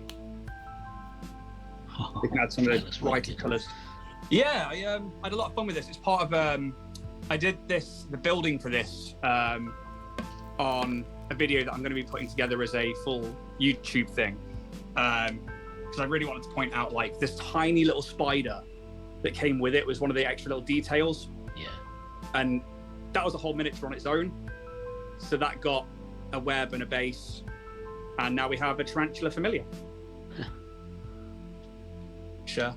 I thought was for one of the smaller details that you could have had applied to the miniature of the Drider itself, it was too good not to have as its own little miniature. Because I think if even like going to like Critical Role with Caleb, who had Frumpkin in spider form for certain dungeons, I've gone and had tarantulas and spiders as familiars for that very use. They are so good in that aspect. And although spiders are creepy, they are useful in D&D. So yeah, I was like, definitely having a tarantula familiar. And yeah, I thought it would be nice to do something different with one of the extra things that you get in there. Because yeah, that's a whole extra mini in that box. Yeah. Hopefully though, what we should have now is let's get that into the center. The Apothecary White should have dried now. So I'm going to go around, I'm going to hit that with some yellows. And we're going to use two different yellows. One's a little bit darker and a bit more vibrant, like a demonic yellow, and the other one's like a moon dust. So these are from the Army Painter range. I'm going to use that to pick out the sort of like higher bits of the spells, so that when we hit that with a Tesseract glow, underneath it is going to look like, just really bright green. It's going to hopefully show through as the colours obviously mixed in layers. Cool.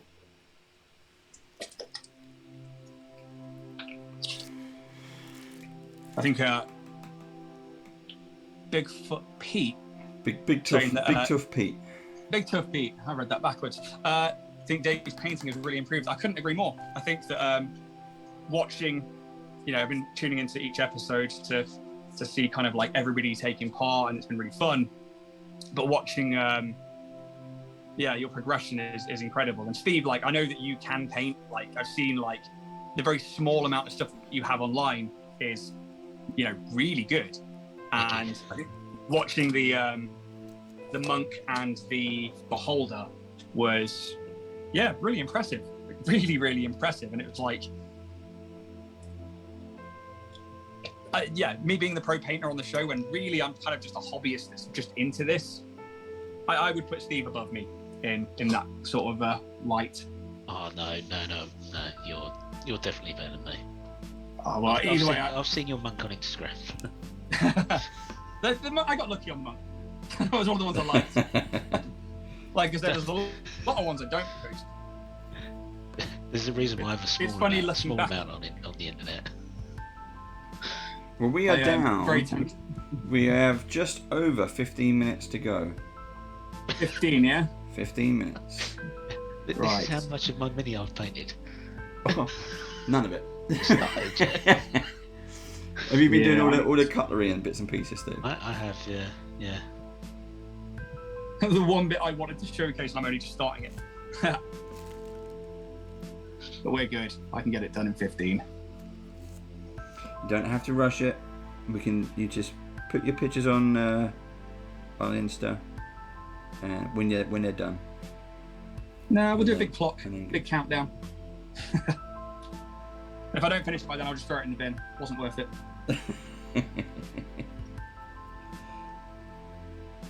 No, we're good. It's been really fun, actually. I do sometimes enjoy working to the clock with stuff like this. I had a session a few weeks ago, and I was just a player in it, but the DM was like, "Hey, have you got any hag minis?" And I was like, "No, but I will have in about 2 hours if you let me print one off." And so I printed one, and then I gave myself, I think it was something like an hour, maybe 2 hours to paint it. Yep. And it was like, yeah, I think it wasn't my best painter, but I think I posted that one as well. I was like, speed paint, let's go.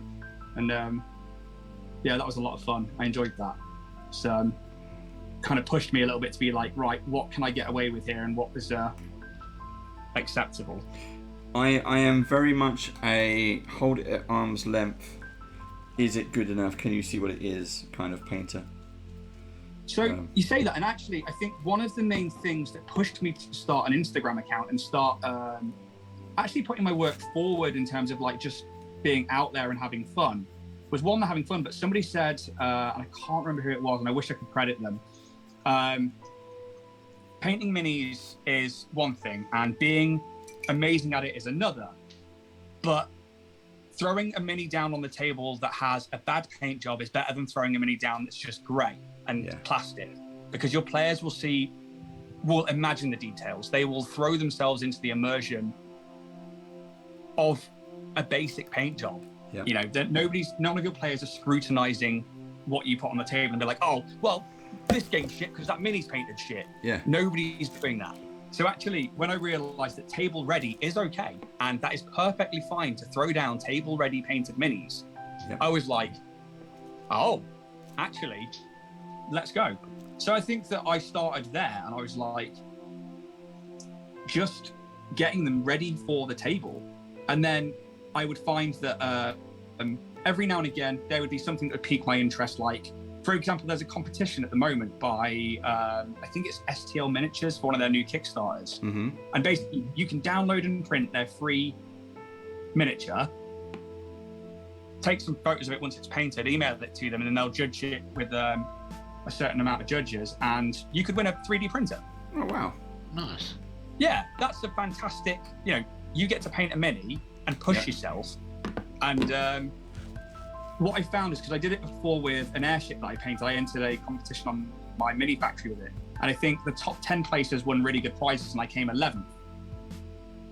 And I was like, okay, so let's have and this was another tip I got given at the time. I think it was by a guy called Kiefer from Kiefer Studios. And he was like, you never start out as a great painter. Just look at, if you are going to enter competitions, don't go in them to win, just go in them to push yourself. And then when you see who wins, have a look at their minis and take one thing from it. Practice that one thing and then move on to the next competition. And then you'll be at the bottom again. And then keep doing that until, and yes, if you want to progress that way, that was really cool bit of information that I got. And I really, really liked that, like, actually what I started doing was, like, if I did put myself forward for competitions or anything, knowing full well that I probably wouldn't be the best one there, was to just look at the ones that were winning and why they were winning. And actually, I pulled out a lot of like techniques, and this is one of them actually, like using yellow with green really brought out a lot of highlights in that green. And it was one of those things that like I didn't know about until somebody was like, I was like, how is your Tesseract glow that good? And they were like, oh, there's yellow in the middle of that. I was like, oh, right, okay, cool. Now I know, and that's awesome. And they did green glowing eyes, and they basically like, yeah, you put Tesseract glow in the middle, you then go around the outside of it with Hex-ray flame to give it like a darker glow on the outside, and then a yellow pinprick in the center. And that yellow then looks like a green because your eyes translate it as the green, and it gives it that glow. And I was like, Oh, oh, that makes sense. And yeah, and I think little things like that, and other ones like if you're going to take a picture of your Mini, if you haven't got like a backdrop or anything, and I like to use at the moment I'm using like Loki Battle Mats white matte books for my pictures because I really like the settings. Yeah. But if you've got like a black t-shirt or a really dark grey t-shirt, you can just lay that down and then like angle it up on a book or something to give you a really dark backdrop that will then just let the camera focus solely on the Mini. That was a really good tip as well that I got given. And I think that like my earlier Instagram posts is mostly like using like a t-shirt as my backdrop. So yeah, I think that little things like that can go a long, long way.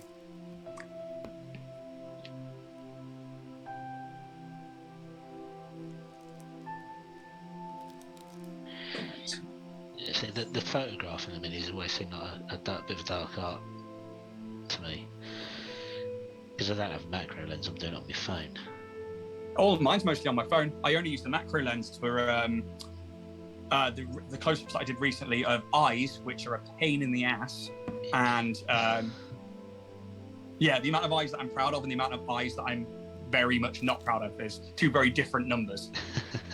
And yeah, I think like I'll get the macro out to like that was something I did to force myself to try and be better with faces, and I just get the macro out, do close-ups, and be right. Let's laugh at myself. Now let's improve. And that was really cool. I liked that a lot. But yeah, all mine's just on a phone. I quite literally, yeah, I think I use, sometimes I zoom into like ×2. Lighting is the main thing. If you've got like a desk lamp or something like that, make sure that you've got some lighting coming down from the top. Right. But you'll find that using something like a basic black background, like a t-shirt or something like that, if you haven't got like a full setup or anything, that you'll be amazed at like what that can do to focus the camera in on like the details.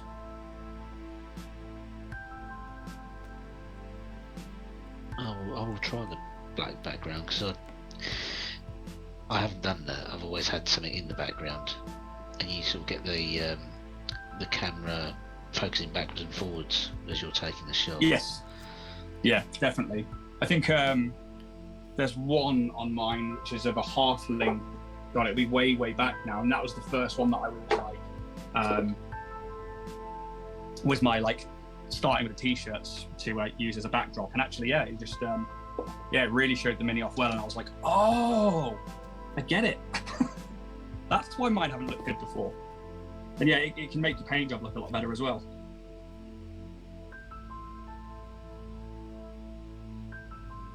Got some silvers going in now. Find that metallics are a real pain for me.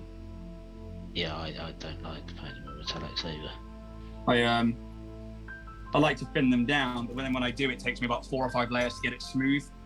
Yeah. But yeah, it's little things like adding like little corners of whites and stuff like that make it a lot easier to pick things out. Oh, the spider's so small on her head.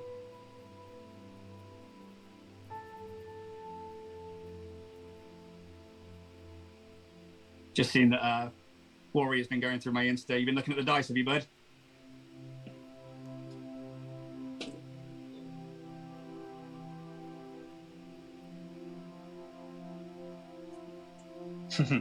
That was it's a frustrating hobby. It's yeah, the amount of failures that you get compared to successes, and then as the molds degrade, the cleanup time is almost not worth it.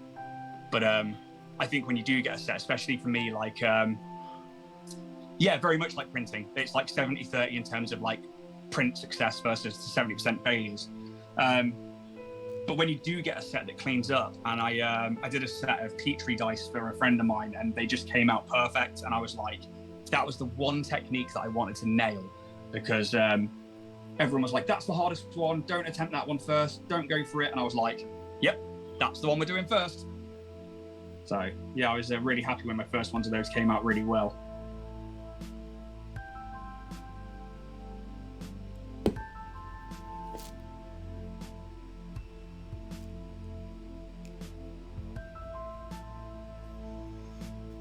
Getting a lot. Everyone's concentrating now. What, 5 minutes left? Yeah, just under. Ooh. We can go a little bit. We got a few minutes. It's alright, I'm ready to hit it up with the airbrush again. I've done most of the ogre. There's a piece on the ogre where there are 2 severed heads hanging and rotting from his belt, and I have not yet painted them, but I will get to those. Not in time, but I will get to them.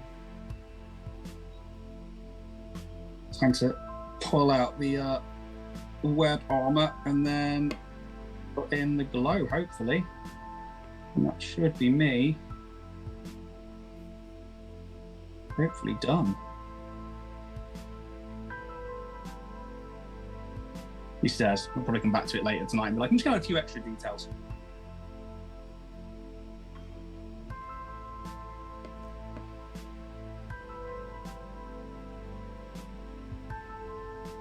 So I know that I've been asking this question to a lot of people on the conversations we've been going on, but it's because it's one of my favourite questions to ask people into tabletop. But I never actually managed to ask you guys. When it comes to favourite monsters, Steve and Dave, what have been your favourite ones so far in terms of like any tabletop game? You want to go first, Dave?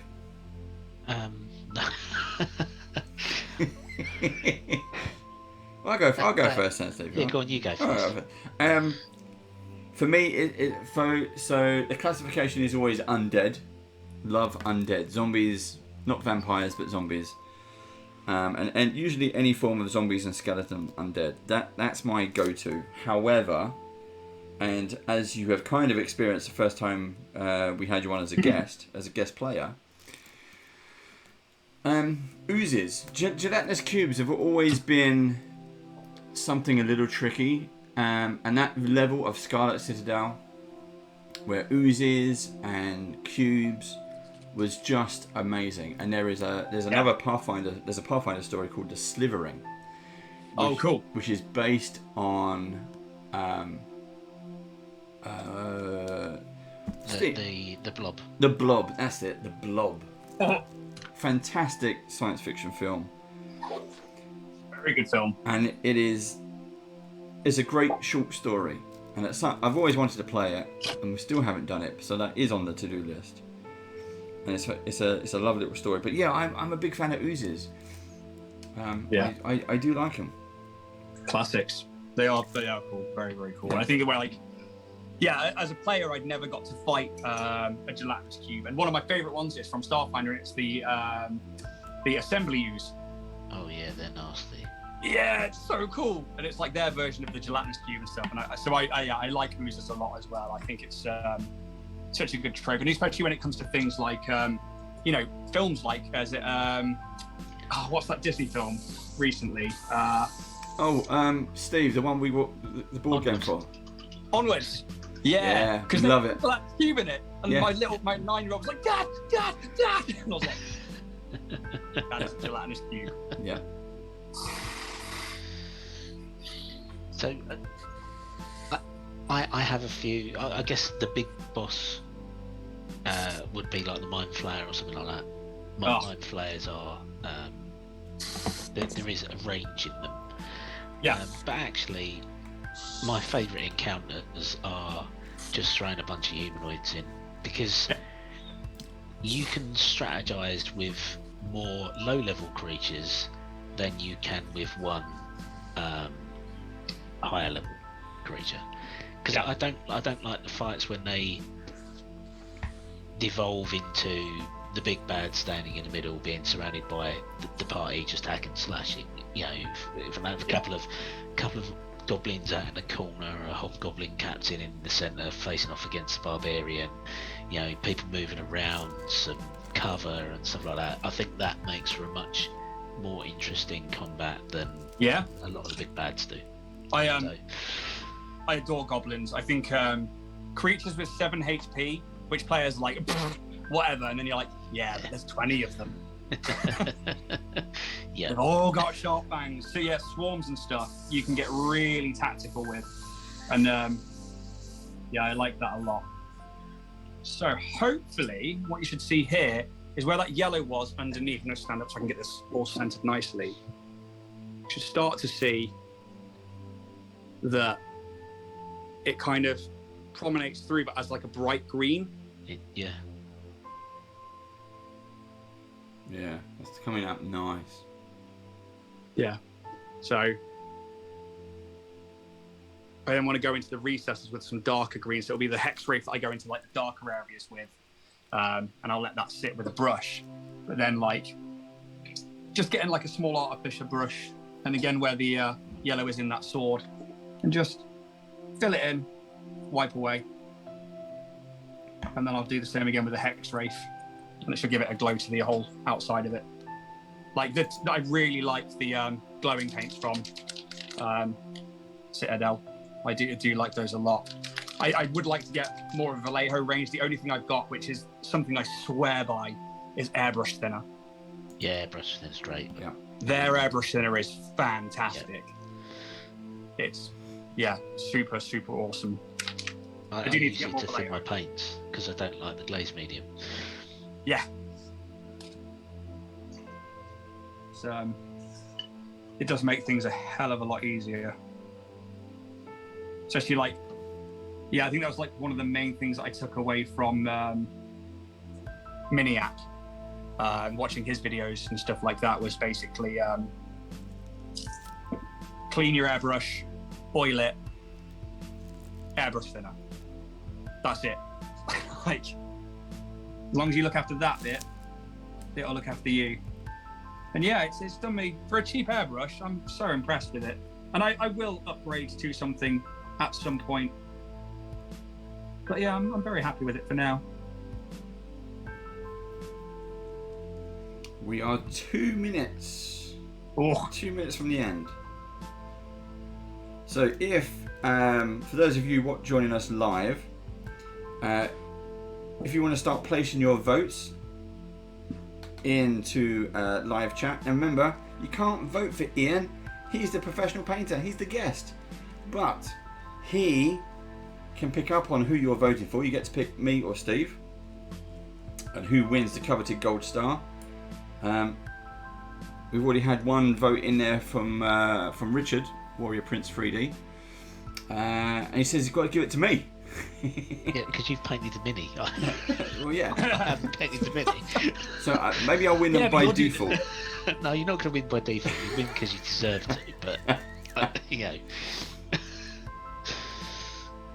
And then so right, if you look at the screen right now, everyone, you can see a before and after. Look, there it is.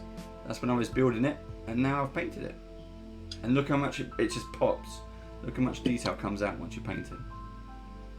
So much better. I really like that ogre. It's really cool. He's lovely. He is mean, and he is. For those of you who haven't seen, here's the Dritz, and I'll kind of put them sort of side by side on the base, if you want. So they are all lined up. You can see how much bigger he is. He is a clear head and shoulders taller. Yeah, that's awesome. Now also in the frameworks, we've talked about the extra pieces you get for like the terrain and stuff like that. But as you can see in the Dave build video, you get different arms. You get 2 left arms, 2 right arms. Sometimes you get different heads. So it gives you options for your mini. You don't have to do what's on the box. I didn't. I think it's the first time I didn't do what was in the box. I, by accident, did do what was on the Dryder box. I didn't get a box for the Dryder, so I assume they're working on something. But when I went to the WizKids website to have a look at the links for a video that I'm doing for it, I saw it. I was like, oh, I'm doing the exact same one they've done.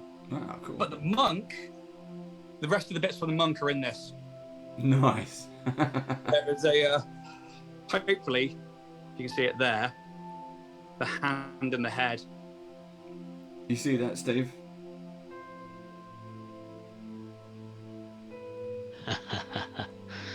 I built up the base with some foam and stuff, and then hopefully when it's together it will be basically climbing over it like that. That's nice. Yeah, That's the hope. that is cool. But it's Protecting the nest. feeding time at the zoo. Clever girl. Oh, I saw that you got the. I know it's a bit of a tangent. The Jurassic Park game. Yeah, from Ravensburger. We picked that up. I picked it up at UK Games Expo. Me and Steve were there for the whole. We were there for the whole event, which was great. And I picked up Jurassic Park, and something I haven't posted yet from the same company, from Ravensburger. These are really good family games as well. It doesn't take hours of learning. You literally open up the box, follow the instructions, and away you go. Fantastic for kids and the family, because my little boy loves being a dinosaurs now, and he just wants to eat the survivors as they try to escape the island, because that's the premise of the game. The other one I picked up was The Princess Bride. Oh yeah. And it is fantastic. The board is a book, and I'll post nice. pictures of this later. But you play each chapter of the book as it's being read to the little boy in bed. Oh, that's And really cool. you get minis for all the characters, including the six-fingered man. They are all in there as plastic minis, and each chapter is like a different type of game. And you have to do these. You have to do these quests. And it's a fast. It says 15 minutes per chapter, and it is. It's about 15 to 20 minutes. It's a fast game with a random element, and if that random element catches you, you have to reset the game. So you go start the chapter over again. Wow. If it captures you again, it's game over. And it's good. It's a lot of fun. And if you're I'm a big fan. My wife's a big fan of the film. We love the film. If you like the film and the book, you would love the game. So yeah, Awesome. I wholeheartedly recommend checking it out. Right, and on that note, chaps, we have finished. Just as we get it glued to the base. I didn't paint my base this time. I did. I glued it to the base that you get with the mini, but I haven't glued it yet. Well, I haven't painted it. When I paint it, I'll glue it to the clear base. Yeah. I really like, and that's something I would point out from WizKids, clear bases. Yeah. Game changer. Like, it was one thing getting more minis, like the booster bricks, like I know me and you've discussed in the past, Dave, like, buying bricks in the, mass quantities because minis that you don't have to paint. Yep. But there was something about like the new, I think it was from Icewind Dale onwards, about halfway through, they started putting clear bases on. Yeah. I really like that. Like, as somebody who uses terrain a lot, as somebody who builds terrain or like puts down the Loki battle map books, these like white free books, when you can see the map underneath, there's something extra about that I really appreciate that from them. So yeah, it's a nice little extra touch. kids. I like that a lot. Keep that going. So let's do the bit where let's show off our minis. that never not stops. Sounds rude. We'll start with Ian. As you've been our guest, let's have a look. I am going to stop the music so we can get into this. I'm going to slow down the build video. Let's stop it there. Rewind. So let's try and get as close into the camera as we can. So what we have here it's like a whole diorama that you've done on this little base. It looks amazing. That does look amazing. I'm relatively pleased with that. I'd like to do it more, but 2 hours, I'm happy with that. Yeah. Obviously, the base I didn't do today. That was, I did cheat on that a little bit. But, yeah, I think that, again, the details themselves lent themselves to that just simple blending dry brush for those underdark colours. But just being able to, like, pick out those bits of webbing and the weaponry. That is incredible. Base. See if you can go closer. See if you can go closer, because that webbing. And then go to the right. And then go... Oh, no, it's gone... There you go. And then go up a tiny bit. Look at that. Oh. Yeah, the detail in the face. the detail on that magic effect, that is really good. Yeah, but that's yellow on green. I one of the best Yeah. tips I ever had for Tesseract Glow, and I won't ever go back. But yeah, this mini is phenomenal, and WizKids, thanks for sending it out because I was over the moon when I got it, and I love it. So cheers. That is amazing. That is That fantastic. is really good. Yeah. Well done. So I want to see your guys. Yep. Right. What I'm going to do, let's put Ian on the big screen. There he is. Okay, so here is the ogre. Now, if you're watching on, so Ian's watching on Zoom, but if you're watching on Twitch, there's the packaging of the ogre comes with it reminds me of the Absorbing Man from Marvel. He's got this kind of ball and chain, like he's been handcuffed, and a tree. But what I've got on mine is a knuckle duster with points, and he's got this kind of tree club where he's got some swords embedded into this thing. It's not the same as what's his face from Walking Dead with the baseball bat and the barbed wire. Negan. This looks pretty mean, this one. But you can see. Go on. I really like the knuckle duster. You can see it as like a bouncer in like a goblin bar. Yeah. Or in yeah, that's really cool. It's menacing. You've done really well in that club. Yeah, really, really well. The club. So what I've done is I used a brown wash to kind of get the dark, because it's very, the ridges are very deep. Yeah. It's lumpy and bumpy in all the right places, and you can see here though, there's the two severed heads hanging by his belt, which I've not yet painted, and I've not yet painted the base. That's still just primer. That's really smooth work on the skin tone, dude. Yeah. The skin I'm quite pleased with. Let me try if I turn this light off. I don't know if that will help.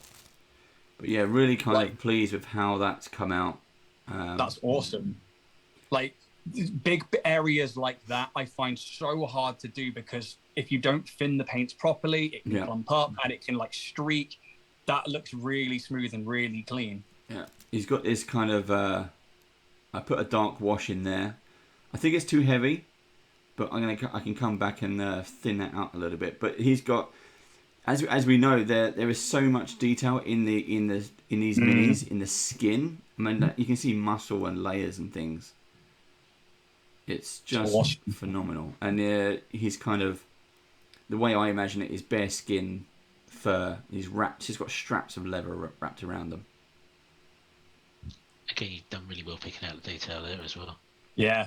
What did you do to do the boots? Like, was it a brown wash and then dry brush, or have you? No, so it's two colours of brown for the furs, because the shoes are slightly different to the ankles.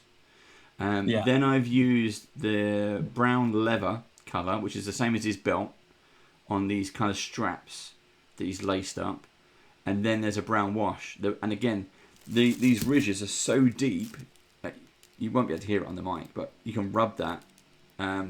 The fur has texture. I mean, let's zoom in on his groin there. It has texture. It looks like fur.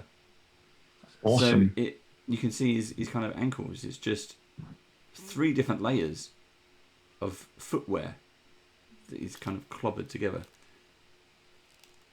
So cool, Dave. That's a really good paint job, bud. That is good. That is. I wouldn't bleed out the wash that you've put on it. But I would go back in with a slightly higher shade, like what Ian was saying, and layer up on the higher points on the muscle. Yeah. Yeah. I think that's probably really good. Yeah, your best bet there. Even if you find that like the blend between the spine wash and then you want to bring it out, you can like just thin out that wash a bit more and just add a little layer of that by little line, and you'll find that you can blend it out into the skin, and that again will work wonders. It's that's really clean. Like the fact that like even where like your skin meets the fur, you haven't gone over, like there's no like outside of the lines drawing. It's hard to get on the camera because his belly's in the way. But Like you can see the top ridge of the belt.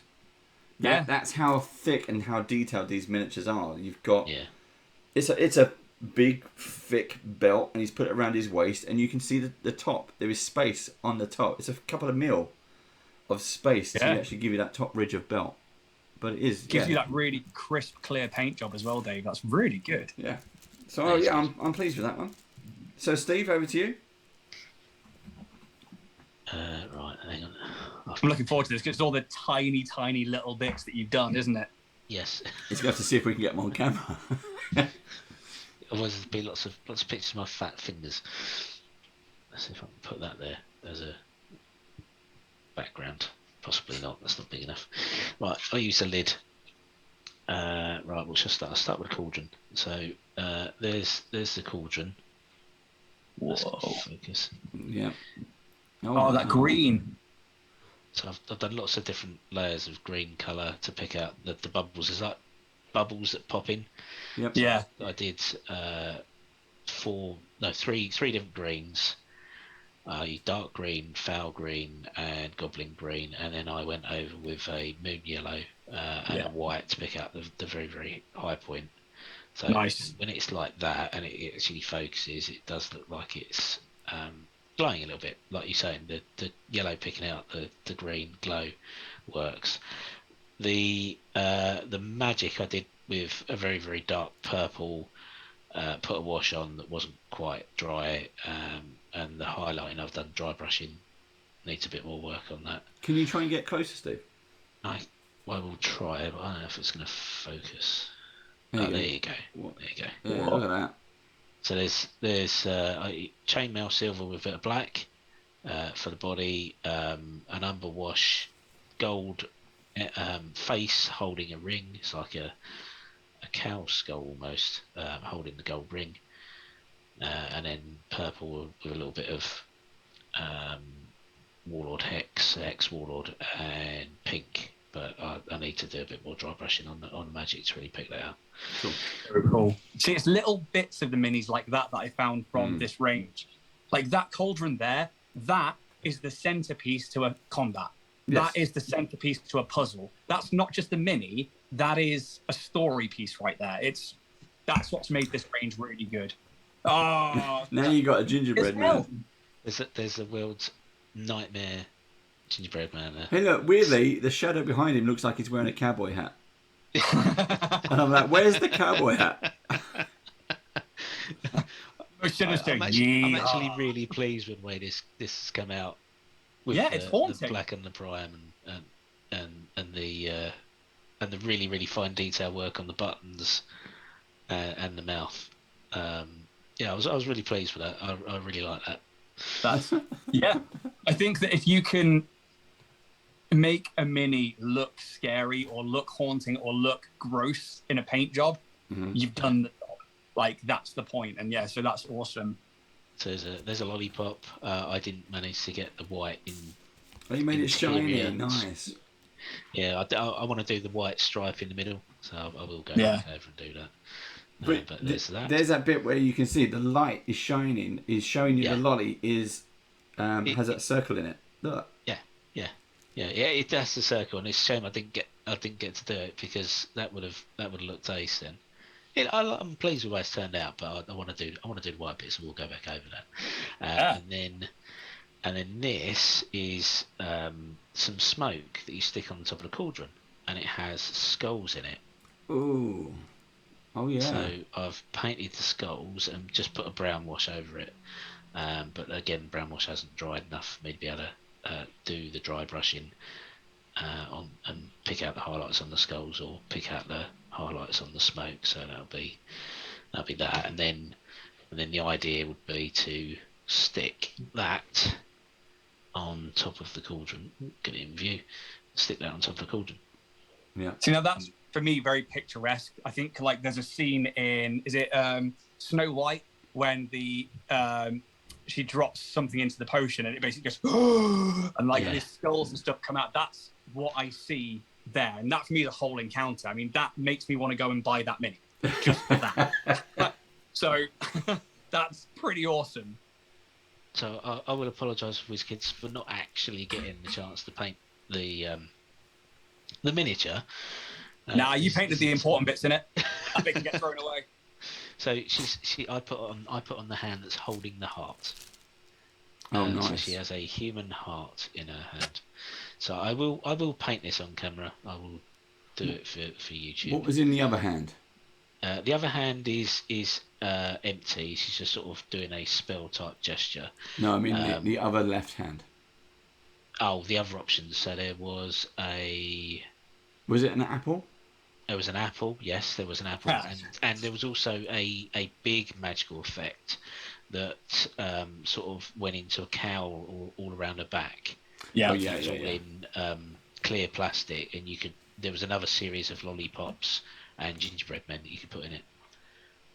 But I quite like the human heart, and actually because I did put them on the base, I didn't glue it to the base. I put them on the base next to it, and it looks like she's about to drop it in it. So the pose is really well thought out. With the other pieces, it really works well together.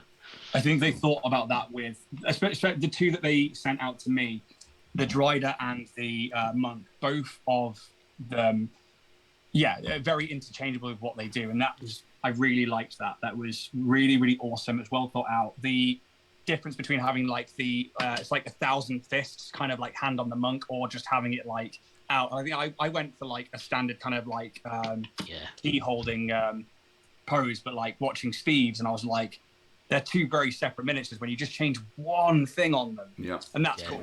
That's very awesome. So like the Dryder, going between like the two separate heads and knowing that one was like very basic, the other one was like armored, and then the hands were like bows and arrows or spell effects. It was like, this is very, very interchangeable and well thought out. And all those little extra bits are now going into other pieces of terrain for me, or going onto other minis. And especially when I have 3D print fails, having extra hands and arms around is very useful. Yes.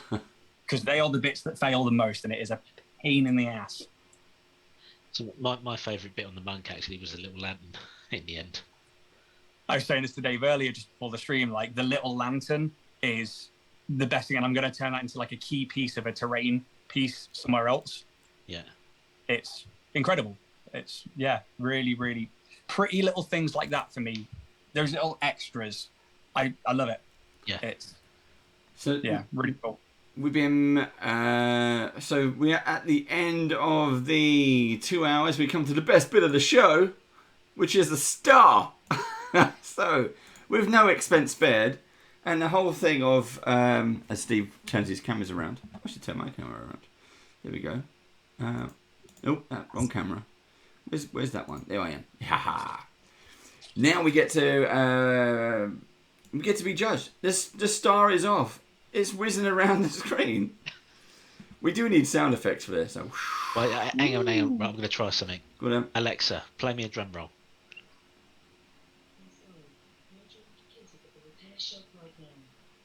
She's going to talk to you for half an hour now, isn't she? She told me her drum kit was at the repair shop. It's still spinning. We're going to go round and round and round. And where it stops, nobody knows. Ian, you get to pick this week's star painter. So, I really, really like the Night Hag, but you didn't paint it, and you did the little bits. However, the little bits make me want to go and buy the mini. So there is that. That's quite impressive. I've partially done my job then. Yeah, I think that you've showcased the right thing with them, and I do really like it. But Dave's getting it because he painted the mini, and that is a very clean paint job on the skin. To get that amount of one block color and not streak and not you kind of like splodge it up, that's amazing. Like cool. I struggle with that. So Dave is getting the star from me for that. And especially in this heat as well. In this heat, we lost someone there. Did we lose a camera or something? Has we lost a camera? Or is it? Everyone's changed seats just as I'm spinning a star. They've changed order in Zoom. They've changed order in Zoom. Yeah. Let's have a look. Oh, someone has the hand raised. Oh, it's because you got your hand raised. I can't move anything. Are you able to turn off your hand raising? Who's Again. that? Is that me? Yeah. Oh, there we Oh, go. I've There we go. Are we back? There we go. You know This what we're is doing, live, it's fine. folks. We don't know what we're doing. Just push buttons. Right. So who gets the big star drum roll is... Dave, you get it for that skin work. Thank you very much. Thank you. I will wear that star Well with deserved. with pride. We're even now, Steve. We're even. We are. Don't get me wrong. It's going to be a tense finale. Steve would have absolutely got that if he'd have painted the mini. But I can't fault that skin work. That is, I've got to achieve right there. Yeah. That's one of the best ones you've painted. I think. Yeah. Absolutely. it was like the Slard. This is a really nice. The large minis are a nice, comfortable size to paint. So a beginner tip for everyone: don't start. I mean, the very first mini I painted was a tiny Pathfinder Goblin. I paint that. Start And we bigger. didn't just do one; we did three. We did that three episode as well.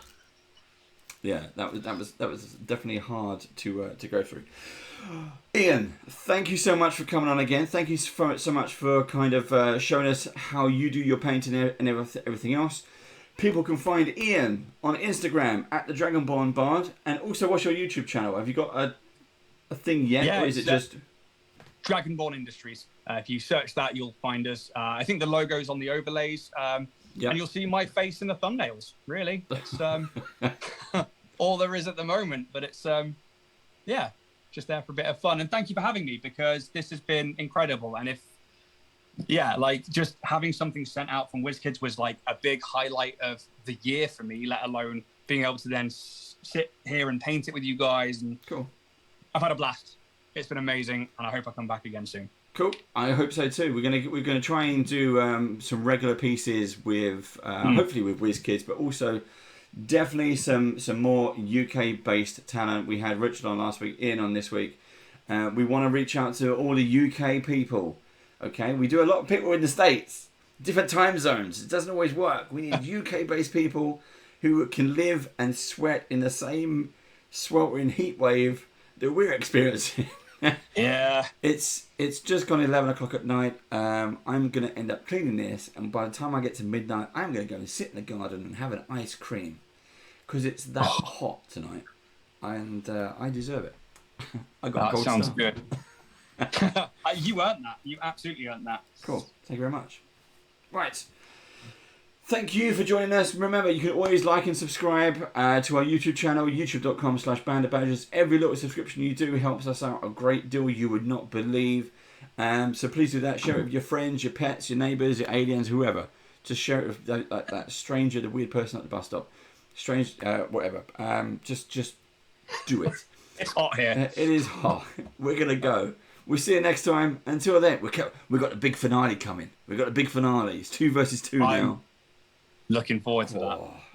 This is it, Steve. This is it, Steve. And just on screen right now, Steve's on mute. We can't hear him.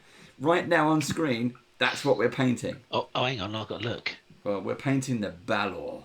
Oh, right. I'm gonna have a plan. And that's coming. Part of me was like, when you first said what mini do you want? I was looking at that like, maybe I should take on that. I was like, no, it's massive. Don't do that.